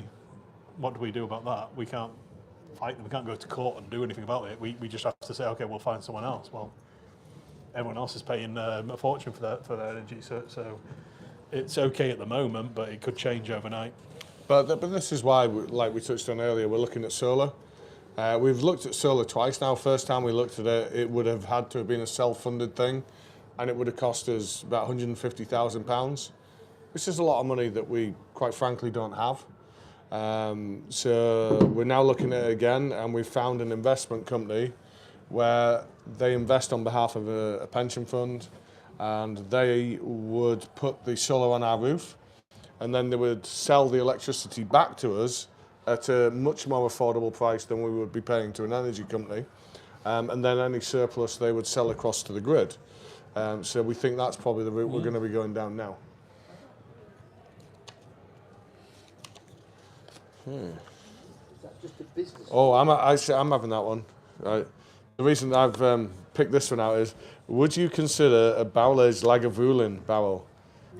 Like, Lagavulin is my favourite whiskey. So I love the peatiest of the peaty whiskies. This stuff is like drinking pure TCP. Yeah. I absolutely adore Lagavulin. They do a distiller's edition once a year. That's probably my very, very favourite whiskey. If someone would give me a Lagavulin barrel, I would definitely age a beer in it. I think it would be the most Marmite of beers going there. Yeah. TCP's. Do you remember? I know. Yeah. It's T. Rexosaurus, whatever it's called. Yeah. From, pre-Brew York days, me and Wayne were at a beer festival in there's a building called the Stevenson Building around the back of Newcastle Station. It's where the original, what's the festival called? Craft Beer Calling. Craft Beer Calling. So the Wylam sponsored festival was originally there. Stevenson Building, because Robert Stevenson is where the original rocket was created, the original steam engine. And they had all these breweries there, and they had Yeasty Boys there, and they had this beer called ZX, and we sampled it, and I got 1/3, and it was made with 100% peated malt. And between you, me, and Andy, we couldn't consume a third. We couldn't even consume a third of it between us. He has a photo of me taking a sip of this, and I'm like, yeah. And I love peated whiskey, but that amount of peat in a beer, it was beyond me. And then the March that COVID kicked in, March 2020, we were in Copenhagen Beer Festival, pouring alongside the guys from Yeasty Boys. And they had Camilla was there, wasn't she? Yeah, they had a bottle in their bag of this beer, and I was like, I'm sorry, I'm going to have to do it. I'm going to have so to he decides to tell them that I love that beer, and can I try it again, please? Show them the photo of him drinking it for the first time, and we all drank it again. I was like, oh God, it's so divisive. The problem for me is TCP, that flavour is an off flavour in beer, and I'm super sensitive to it. So if you give me a beer that tastes like TCP, I just really don't enjoy it, unfortunately. And I've never enjoyed the whiskey either. So you enjoy the whiskey, so it's a flavour you enjoy. Whereas for me, it's just like, oh God, it's a. But in the context of whiskey, I like that. In the context of beer, that felt too strange, too wrong, too unfamiliar for me. So on to the next one. This is from Matt. What beers are you most excited to barrel age from this year?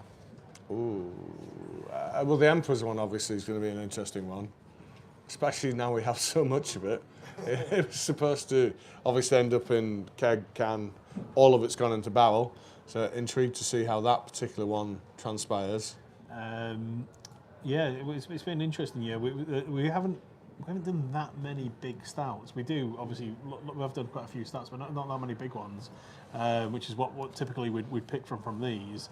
I'm quite excited about January's Empress release. So Empress Don Coco is coming back each January. So this January, I'm excited about that one coming back. I can't think of any off the top of my head. Oh, the Empress. Empress, yeah. But the birthday of the birthday ones we haven't released yet. The Empress one. Oh, actually, the one you should be excited about is the one we have packaged, and we're just waiting to release to you. Yeah. Flat Pack Fika has turned out really, really well. If you'd asked us maybe 12, 18 months ago, if you'd asked us the same question, which one are you excited about, that wouldn't have been on the list. But sometimes something comes along that surprises you. And this beer has really, really transformed in barrel, and it is made for a beautiful beer. It always was a nice beer, but you're not a big coffee fan, so the coffee element of it you tolerate in beer, but I really appreciate it in beer, and this beer is going to be cracking, and you're going to get it in your subs box again. So another exclusive. So yeah, Jardis actually another cracking one. Another cracking one that's a non-adjunct version. So we've had a suggestion here that the solar/green energy approach might be a good reason for crowdfunding. It would be.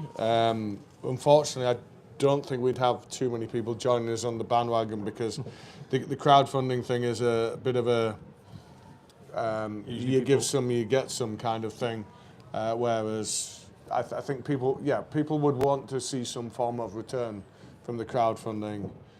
They need to see more than us being sustainable and, sustainable in two accounts, as in the business continues, and sustainable as in we're doing it better for the environment.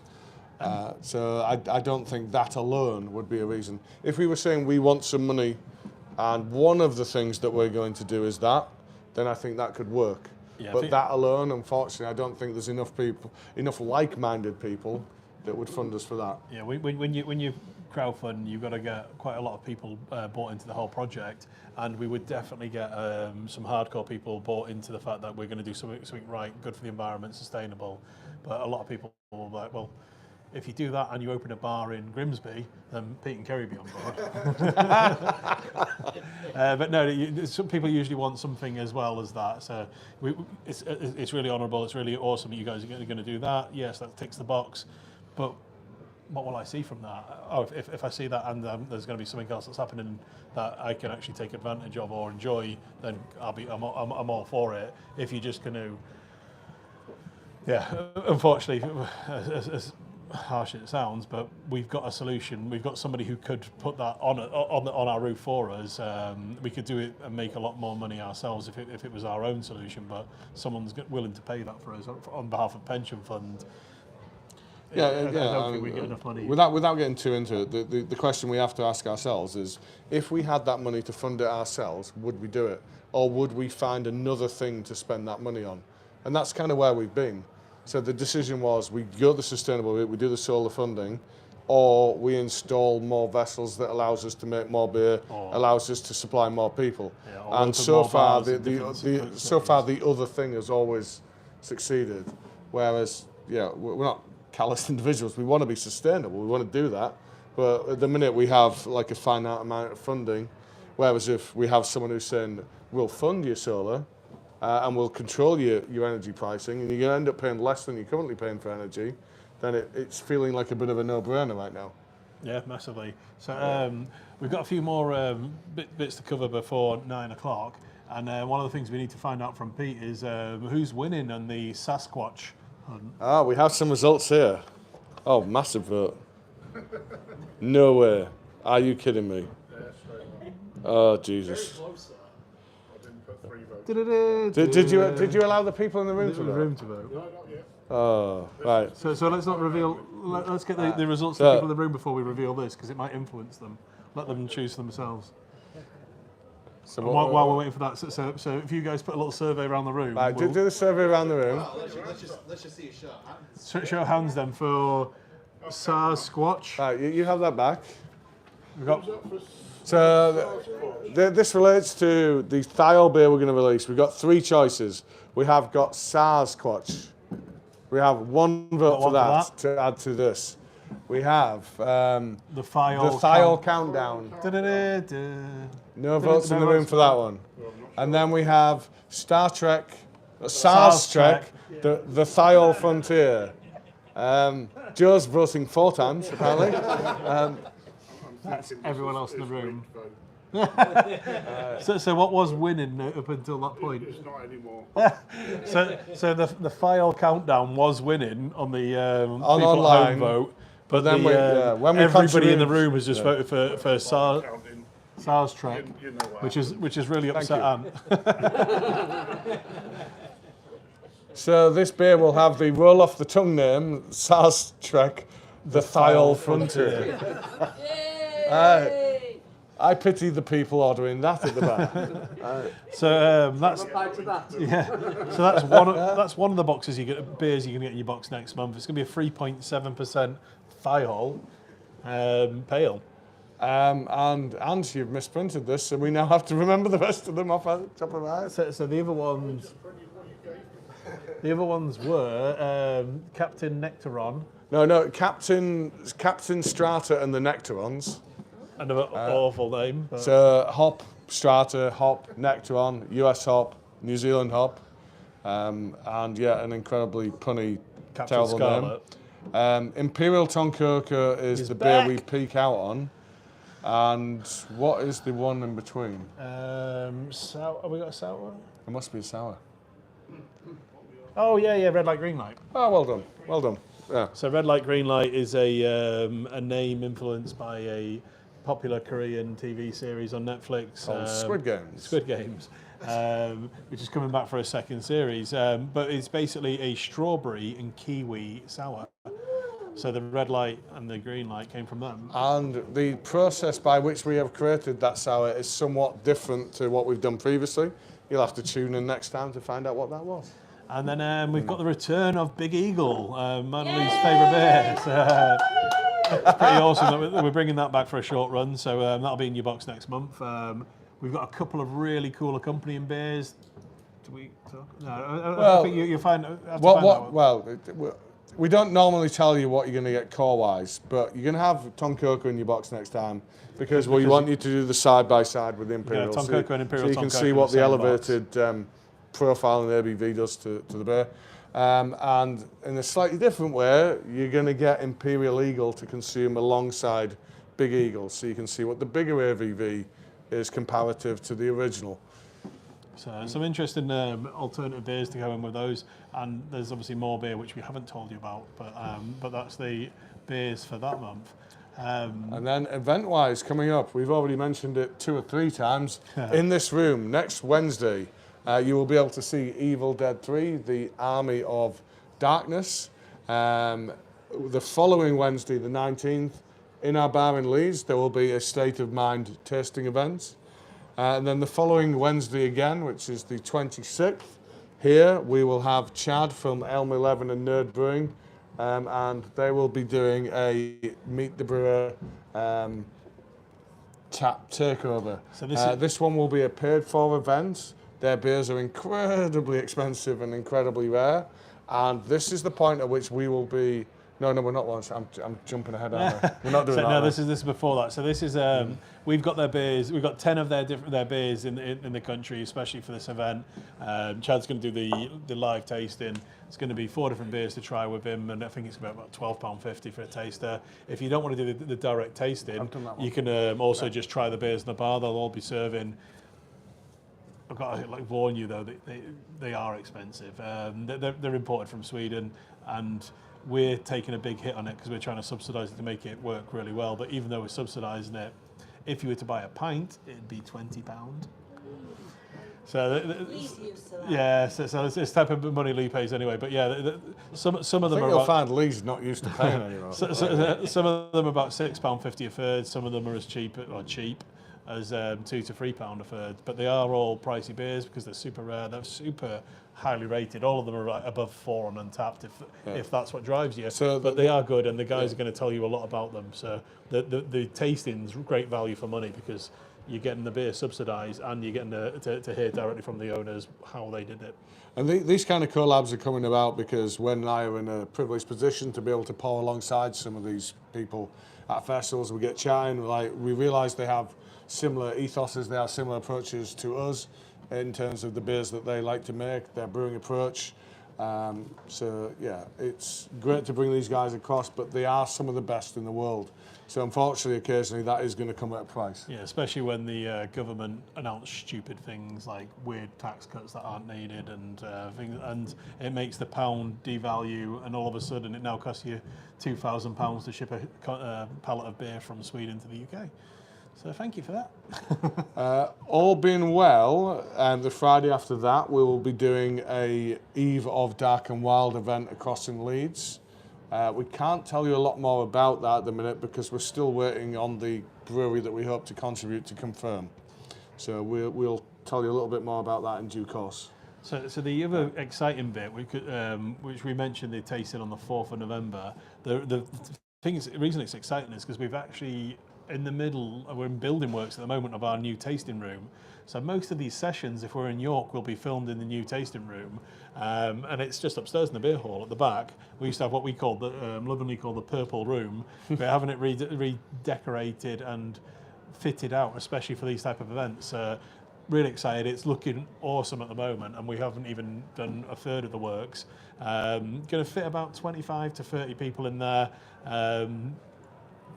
Speakers, all the rest of it, ready to do so people can hear us properly. But yeah, 4th of November is going to be the launch of that space, and the next YouTube live session we'll be doing from there, and that session will be we'll be ticketing that like we normally do.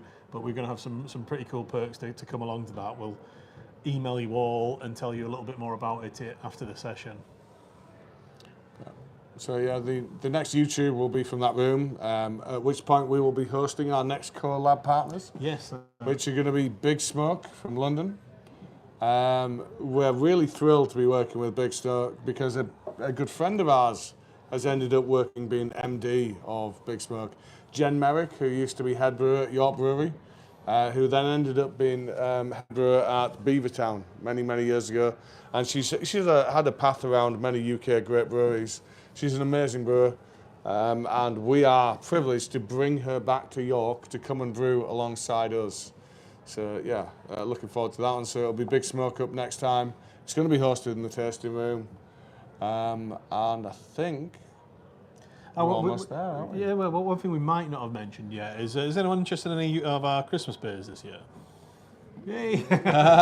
So emphatic two hands at the back. Yeah, so our Christmas beers or our Three hands. Advent pre-sales went on sale at the start of the week, so it's almost Christmas, is it?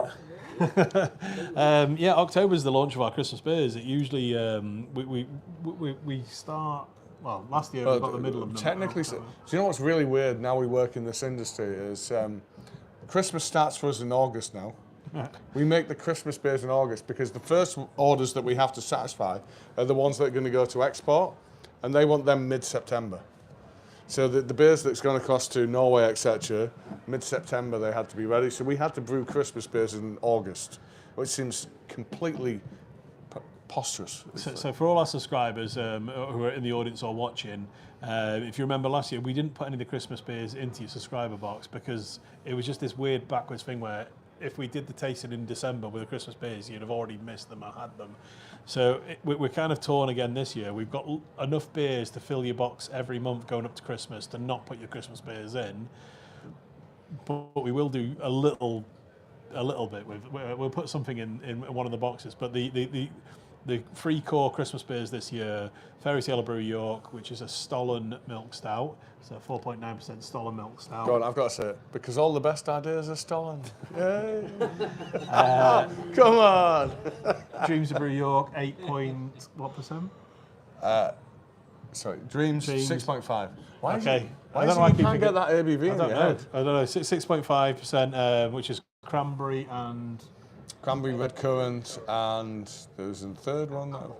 An apple, thank you. An apple pastry sour, and then Nightmare Brew York, which is the previous Gingerbread. year's Fairy Tale, so therefore it's which is gingerbread. 9%. Yeah.